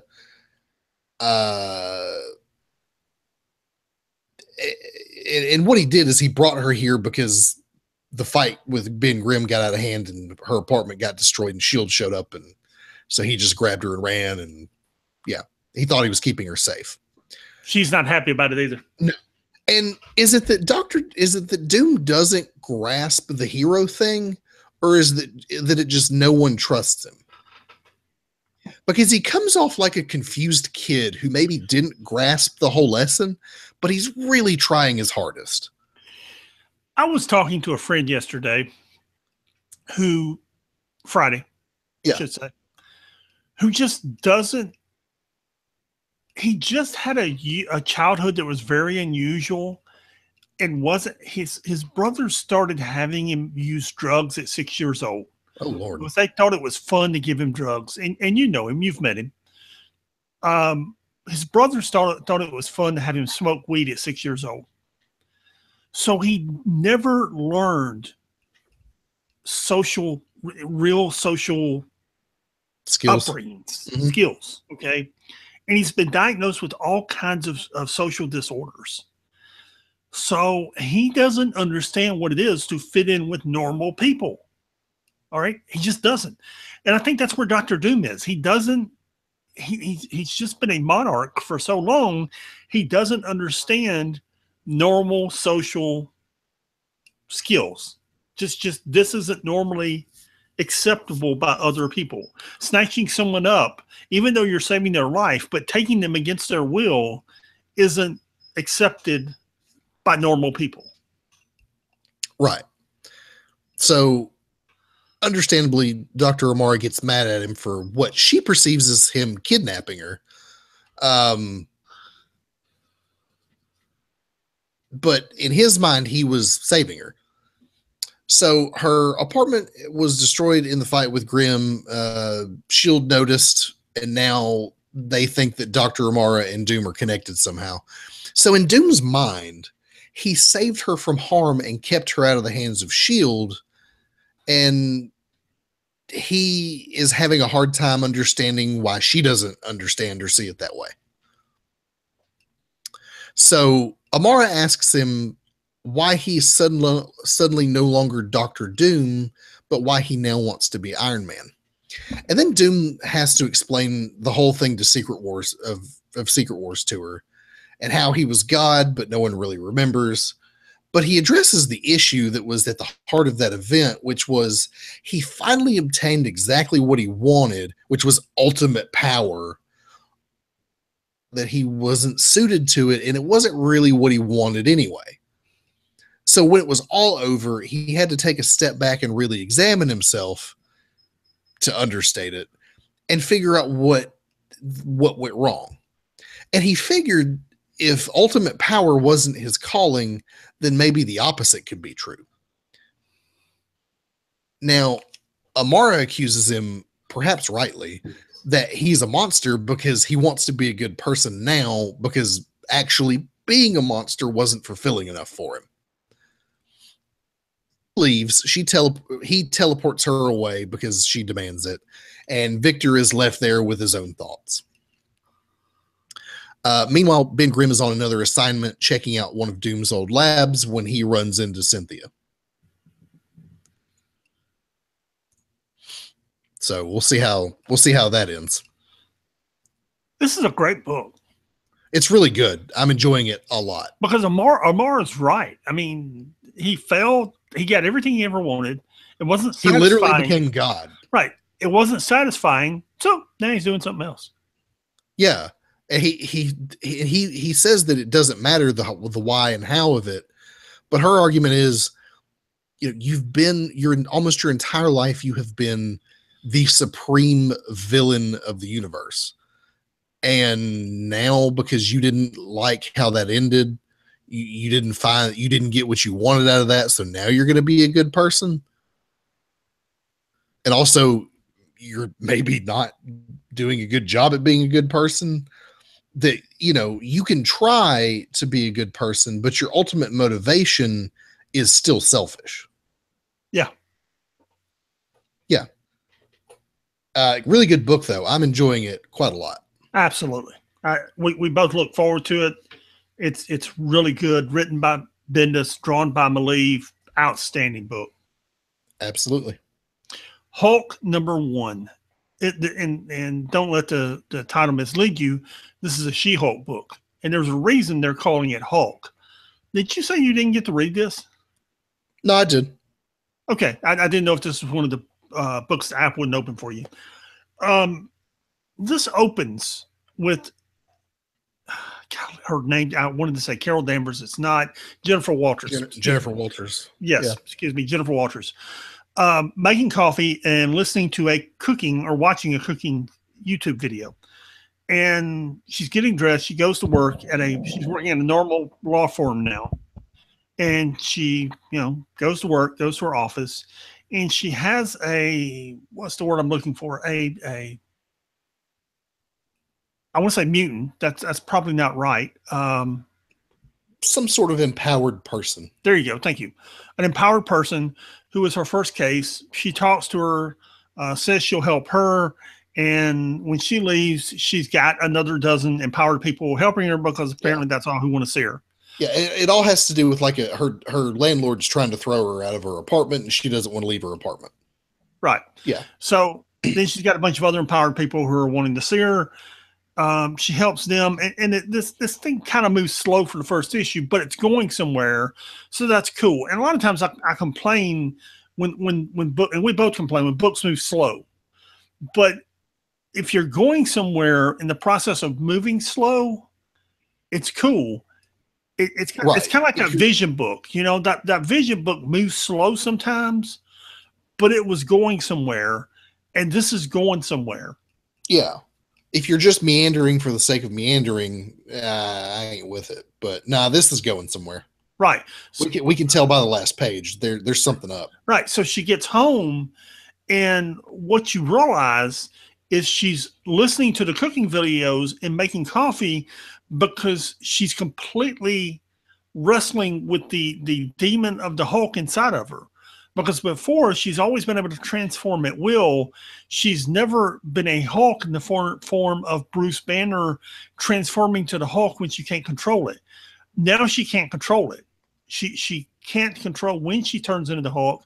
And you get the feeling if she does, she's completely going to lose control. She's having nightmares about everything Thanos did to her.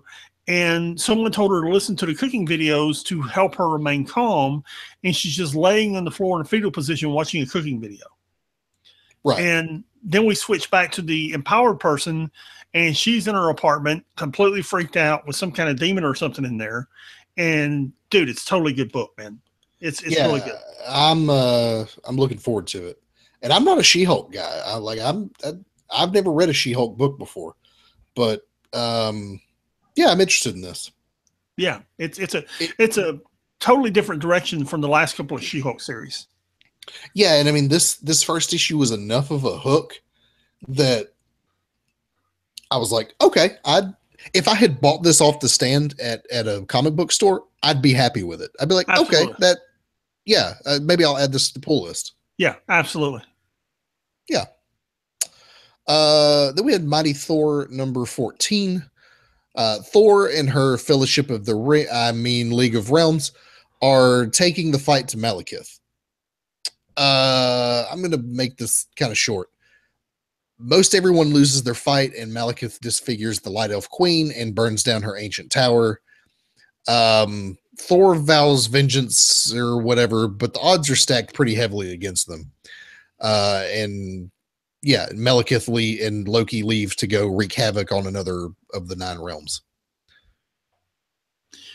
Yeah, there you go. There's more to this book, but for sake of brevity and time, that's basically what happens. It wasn't a bad book. It was good. I'm just, we're gonna speed things along here. Yeah. Yeah. Then we had Moon Girl and Devil Dinosaur. Okay, I got problems with this book.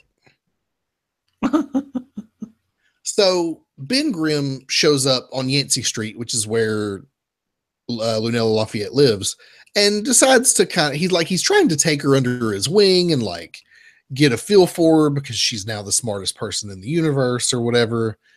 And she's not really having it. This Cho shows up and they kind of start fighting over her.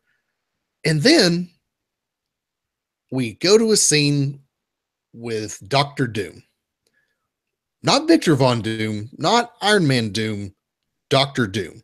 In the castle in Latveria, wearing the armor, wearing the mask, brooding over a goblet of wine or whatever. And he's interested in this new person who's the top intellect in the world. Now, as we just discussed in Infamous Iron Man #3, that's not the case anymore. So why is Dr. Doom in this book at all? Dude, I read this and I thought the same thing, and I have no idea. And we've discussed recently where Marvel has had minor continuity issues.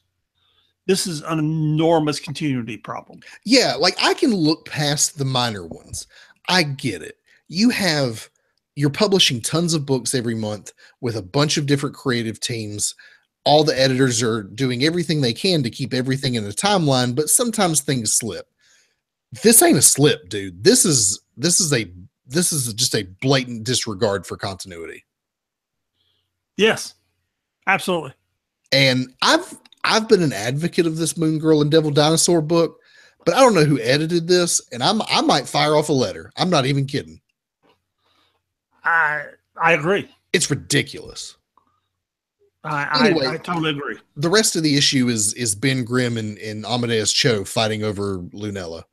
And here's the second problem I have is they fight for like, I don't know what, 3 minutes, 5 minutes, and then they're both exhausted. Yeah, and then like knock each other out and go to sleep or whatever. No, they lean into each other because they're both exhausted.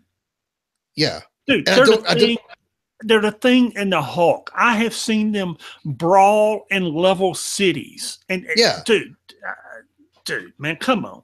They're gonna punch each other 3 times and then get tired. Come on, man. The two of them. That's just those two fighting should level New York City. Yes, we're talking the World Breaker here, man. Come on. Mm-hmm. Yeah, dude. And why are they fighting over in the first place? Like, I understand why, but it's a dumb reason. It's a dumb reason. I'm with you. Yeah. Anyway, this book was stupid.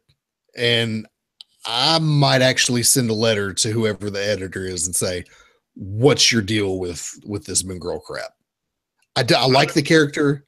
I like what they're doing with Moon Girl and Devil Dinosaur, but this thing with Dr. Doom is next level stupid. I know. Anyway, tell me about Rocket Raccoon #1. You know, I'm sitting here glancing at this because I didn't really read it. And bottom line, Rocket is stuck on Earth. He winds up rolling around in his armor and his gun, where he gets in a fight with a whole bunch of police, which leads to a fight with a SWAT team, which leads to a fight with about, 30 police in armor when Johnny Storm comes rescue him and take him to New Attilan, where somehow he winds up at a detective agency where I guess he's fighting a Skrull. I don't even know. I don't really care. Yeah, again, it goes back to this whole idea of the Guardians being grounded on Earth. It's real dumb. I don't. And he's sitting at a bar at one point there in New Attilan, and Alpha Flight's apparently got everything grounded on Earth, and nothing's coming or leaving from Earth. Apparently, not the Guardians. Yeah, Alpha Flight is like the Men in Black. They control everything that comes and goes from Earth. Yeah, I mean, I get that, and I just I don't understand it. And I really don't care. Yeah, they're the Guardians of the Galaxy. They need to be in space or it doesn't work. Yeah, I don't. You want to tell a story arc where they're stuck here? That's fine. But you're launching whole individual books based on them being stuck on Earth. And I ain't with it, man. That's not how these characters work. No, it's really not. It's just really not. Yeah. Spider-Woman number 14. And by the way, there's only, and he basically spends the whole issue complaining about being on Earth. There's only so many issues and so many panels I can take of Rocket, and I love Rocket Raccoon. He's grown to be one of my favorite characters. But there's only so many panels I can take of Rocket complaining about being on Earth. Right, like that's all he's done in every book we've seen him in for the last 2 months. 6 months. Yeah. All of Secret War. Yeah. No. All the Guardian books are Civil War. Dude, I've been getting my wars confused for a year now. Yeah. Secret War, Secret Civil War, Secret Empire, Secret. Yeah. Yeah. Yeah. Every Guardian book, leading up to Civil War. Dude. Yeah. I'm just over it. Yeah. Yeah. It's. Yeah. Meanwhile, you've got a Guardians of the Galaxy 2 movie in theaters that's doing gangbusters, and this is what you've got on the shelf. Right.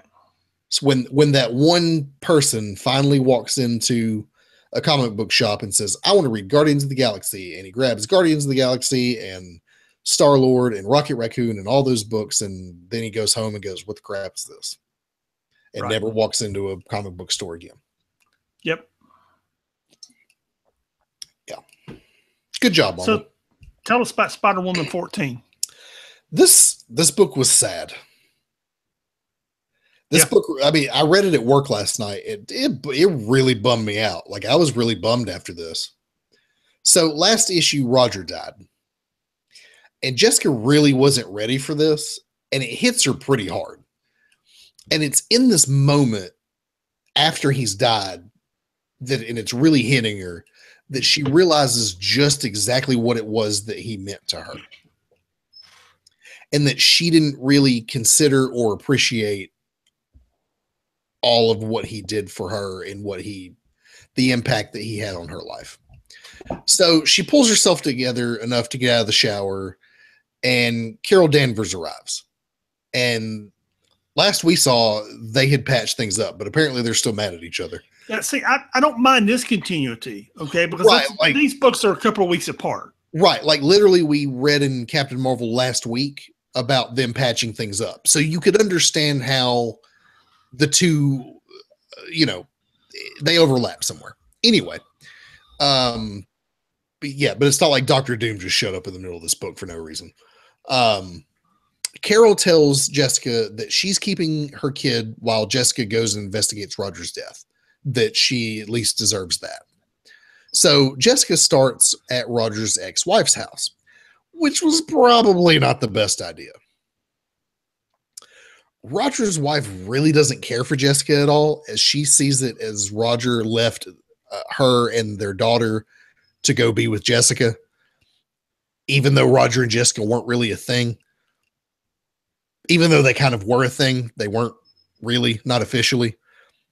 And this is what some of this book deals with, is that now that he's dead, Jessica is starting to realize what Roger's motivation was, and that, yeah, he was in love with her, and that's why he was doing all these things. And that, and it's not explicitly stated, but you get the impression that maybe, just maybe, Jessica felt the same way and just wasn't aware of how she felt until now.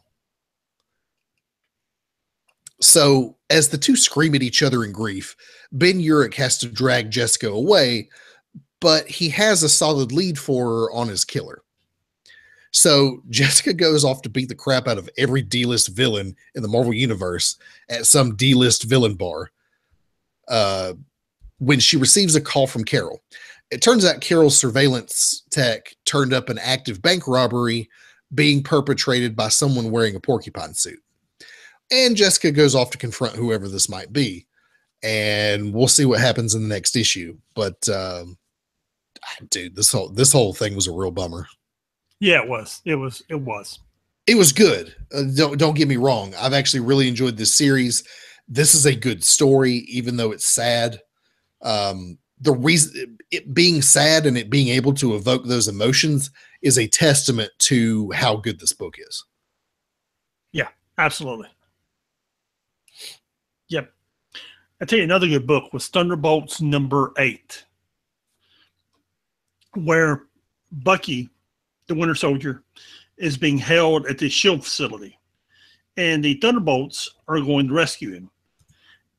And it's kind of comical because they lose their directions a couple times and kind of take a couple of wrong turns, but they're just basically stopping everyone that gets in their way. And along the way, they encounter Maria Hill, some SHIELD agents. They do take a couple of wrong turns, but it doesn't stop them until they run into Captain America. And then there's an interlude. Did you read this book? Mm-mm. No, I didn't get time. There's a scene with Kobik back in the Thunderbolts HQ, and I don't really understand what's happening. You need, if nothing else, you need to read the 2 pages of Kobik in it. Yeah, I'm going to go back and read these because there's something happening there, and I don't really understand, man. I don't think you're meant to understand. That's the thing. It says she's playing with mouse, but or mice, I guess. But that's not a mouse, man. It's some kind of monster trying to come out of the wall and get her. Mm. And if you're Kobik and there's something trying to get you, that's bad. That's bad. It looks like a robot or I don't know what that is, man. I don't know. She's got these little puppets that look like, well, they are Bucky and the Red Skull that she's playing with. Dude, we're talking a cosmic cube that's playing with things. Okay. Just, you know, yeah. So anyway, and that's the last we see of that. Then we go back to Captain America beating up the Thunderbolts, and, you know, finally they take out Captain America. And, well, they don't, actually. Bucky walks up and says, look, this is over. I'm leaving. And Captain America tries to talk him into giving up Kobik. And we all know why I want him to give up Kobik, because, hey, he wants Kobik because this is Hydra Cap. We keep some. Dude, you read these books and you forget this is Hydra Cap that we're seeing. I have gotten into a habit of reminding myself that every time I see Steve Rogers, I have to go, he's a Hydra agent. Yeah, he's not a good guy. Yeah. Okay? Like if you didn't know this and you're just reading this, you don't, maybe if you're clever, you go, something seems a little off with Captain America, but you don't question it because he's Captain America. But if you know, like we do, that he is a Hydra agent, you start to suspect everything he does and says.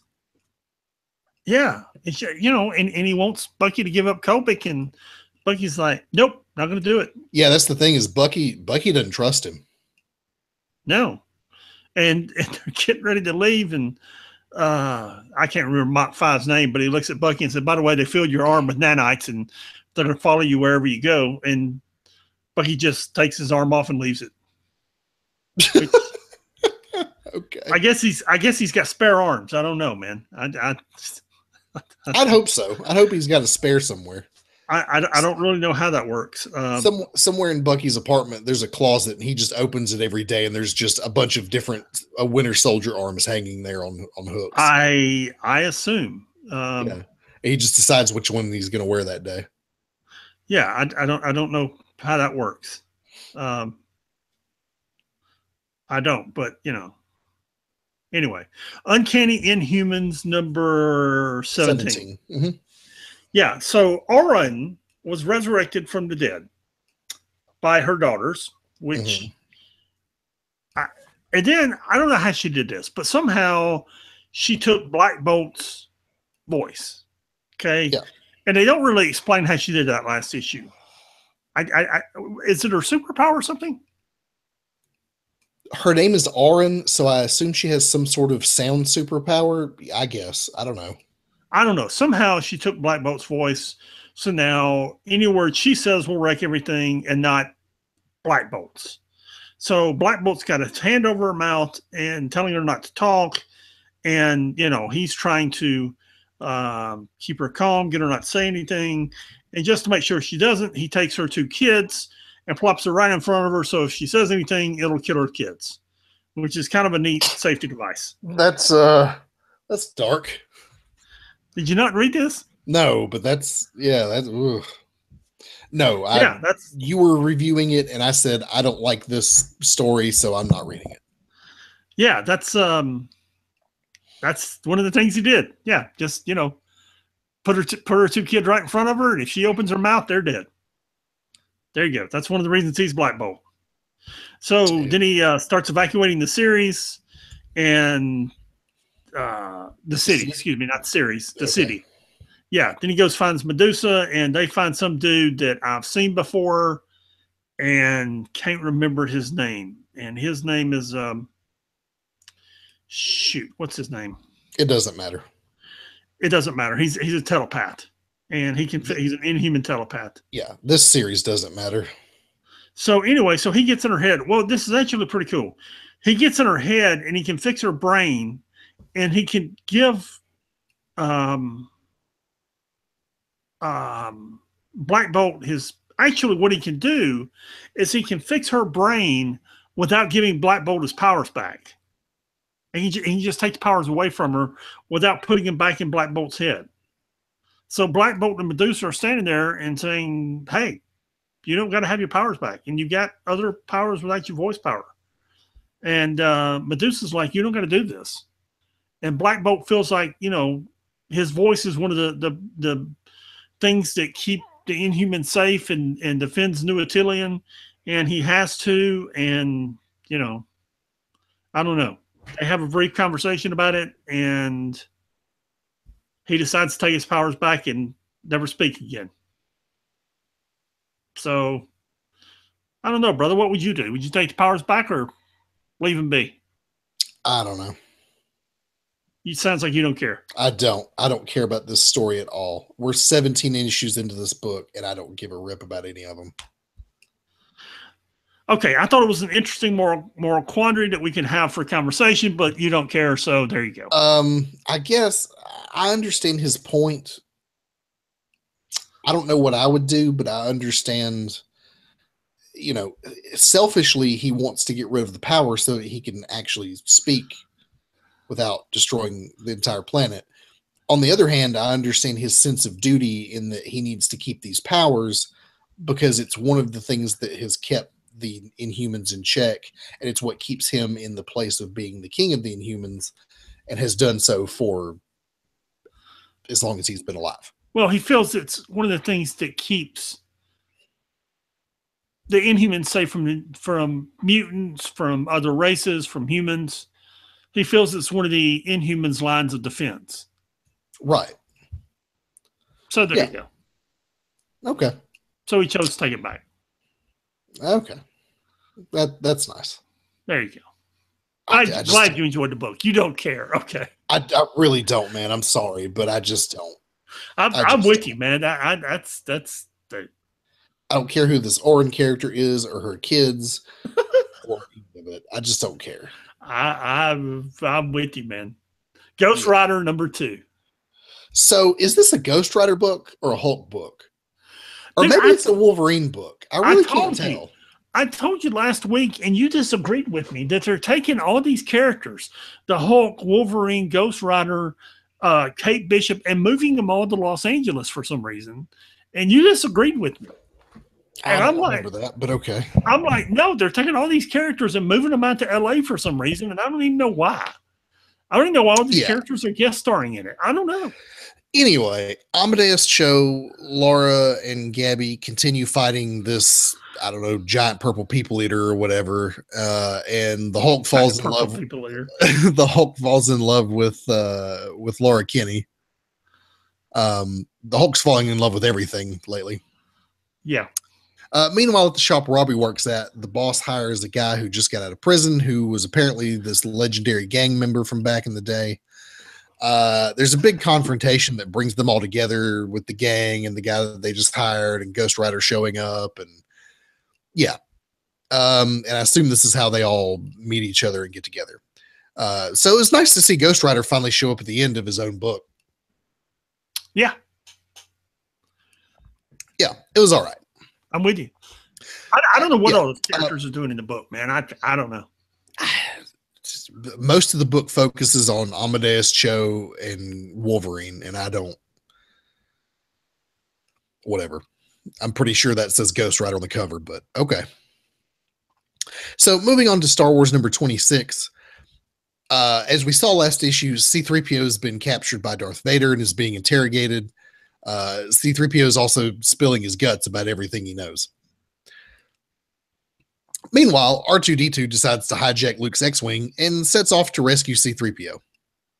So Luke goes after him in another X-Wing, and R2 remotely disables Luke's hyperdrive when he comes after him. R2 jumps to hyperspace, and he's gone. He's off on his mission to capture C-3PO, or to rescue C-3PO. So while they're repairing the hyperdrive, Luke decides to pass the time by reading an entry from Obi-Wan's journal. And it's this story about how Yoda laid an epic beatdown on some space pirates. It's really good. I enjoyed this book pretty immensely. So this is likely the first time that Luke hears about Master Yoda, and it wasn't on Hoth like we'd previously thought. Because remember, he's dying on Hoth and sees a vision of Obi-Wan, and Obi-Wan tells him to go seek out Master Yoda on Dagobah. Now we know that Luke had a point of reference for Master Yoda. And what's funny is that when he gets in Empire Strikes Back, when Luke gets to Dagobah and is looking for Yoda, he's looking for a great Jedi warrior, a great Jedi master. Because of this story right here, he hears about this story, he reads this story, and doesn't realize that Yoda is tiny. Anyway, speaking of Hoth, Leia, if you see in the scene, Leia's wearing her cold gear. So either the rebels have already relocated or are about to relocate to Hoth here. So this gives you an idea of where this is happening in the timeline. Anyway, after tossing around some space pirates, Yoda feels a calling from the Force, and it leads him to a planet that isn't on any maps. And the planet seems to be inhabited by children. And that's where the issue leaves off. I guess we're gonna get into a Yoda story here, which I'm fine with. I'm digging it. Good. Once again, Jason Aaron knocking it out of the park with Star Wars. Yep. What was your favorite book this week? Captain America, Steve Rogers, number 8. Okay. It was a tough choice, but Spider-Woman number 14. And yes, it's sad, but what I really enjoyed about the book is that it evoked emotions in me that I didn't. A book like this shouldn't be able to do. You would have a hard pressed time to do this in in a very serious Avengers title. The fact that you were able to do it in a Spider-Woman book that's about her running around with a baby is impressive. Yeah, absolutely. Yeah. And it should have been Civil War number 8. It's just, we're so ready for that to be done. It's been so long. Yeah, it is, man. We knew what was going to happen. There was nothing new in it, really, except maybe the Ulysses thing, which was cool. But that was like, oh, God, finally it's over. Yeah, that's the thing. Or maybe Infamous Iron Man number 3. But yeah, that was a strong contender, too. Yeah, I'm just going to stick with my original choice. Yeah, same here. Captain America. The dump and the classic read are the same this week. The reason for that is there's 2 Gambit books for some reason. Again, from a 1999, Gambit 23 and 25. I don't know what happened to 24, but that's there. But what you really need to read is this Venom Along Came a Spider story from 1996. It's during the Ben Reilly time as Spider-Man, but it's a really cool Venom story. And it's Eddie Brock as Venom, and it's just classic 90s Spider-Man. Really good art. It's got a very 90s art vibe feel to it. So if you enjoy Spider-Man or Venom and you particularly like that stuff from the 90s, if you're nostalgic for that, this is a great read. You also have more Deadly Hands of Kung Fu. You have 19 through, I think it's 31. Yeah, 31. These are really good books. There's a pretty big following. There's a fan base for these kung fu books, so those folks will be happy. This number 19, is this the first appearance of the Iron Fist? No, well, I don't know. He's on the cover, and these books are from the 1970s, so I have to wonder if maybe that was his first appearance, or I don't know. I'll Google it later. Anyway, that's your both your the dump this week and your classic read. Go read those; they'll be good. Yep. Don't forget to check out our other show, What's Next. We talk about all the stuff that you should be reading in Marvel Unlimited. Feel free to email us at 6monthsbehind@gmail.com. That's the number 6monthsbehind@gmail.com. You can also go check out all of the alternative covers on our website, www.6monthsbehind.com. All 50 of the U.S. Avengers covers are up there. We've got to talk about that. Lord knows they're entertaining, and we're probably at the, 2-hour mark at this point, so we won't. But they're up there. Yeah. That wraps us up this week. But before we go, Pat, do you have any wisdom for our true believers? Have you ever listened to anyone and wondered who ties your shoes for you? Yes, I have. I work with a few people like that. Peace. Peace.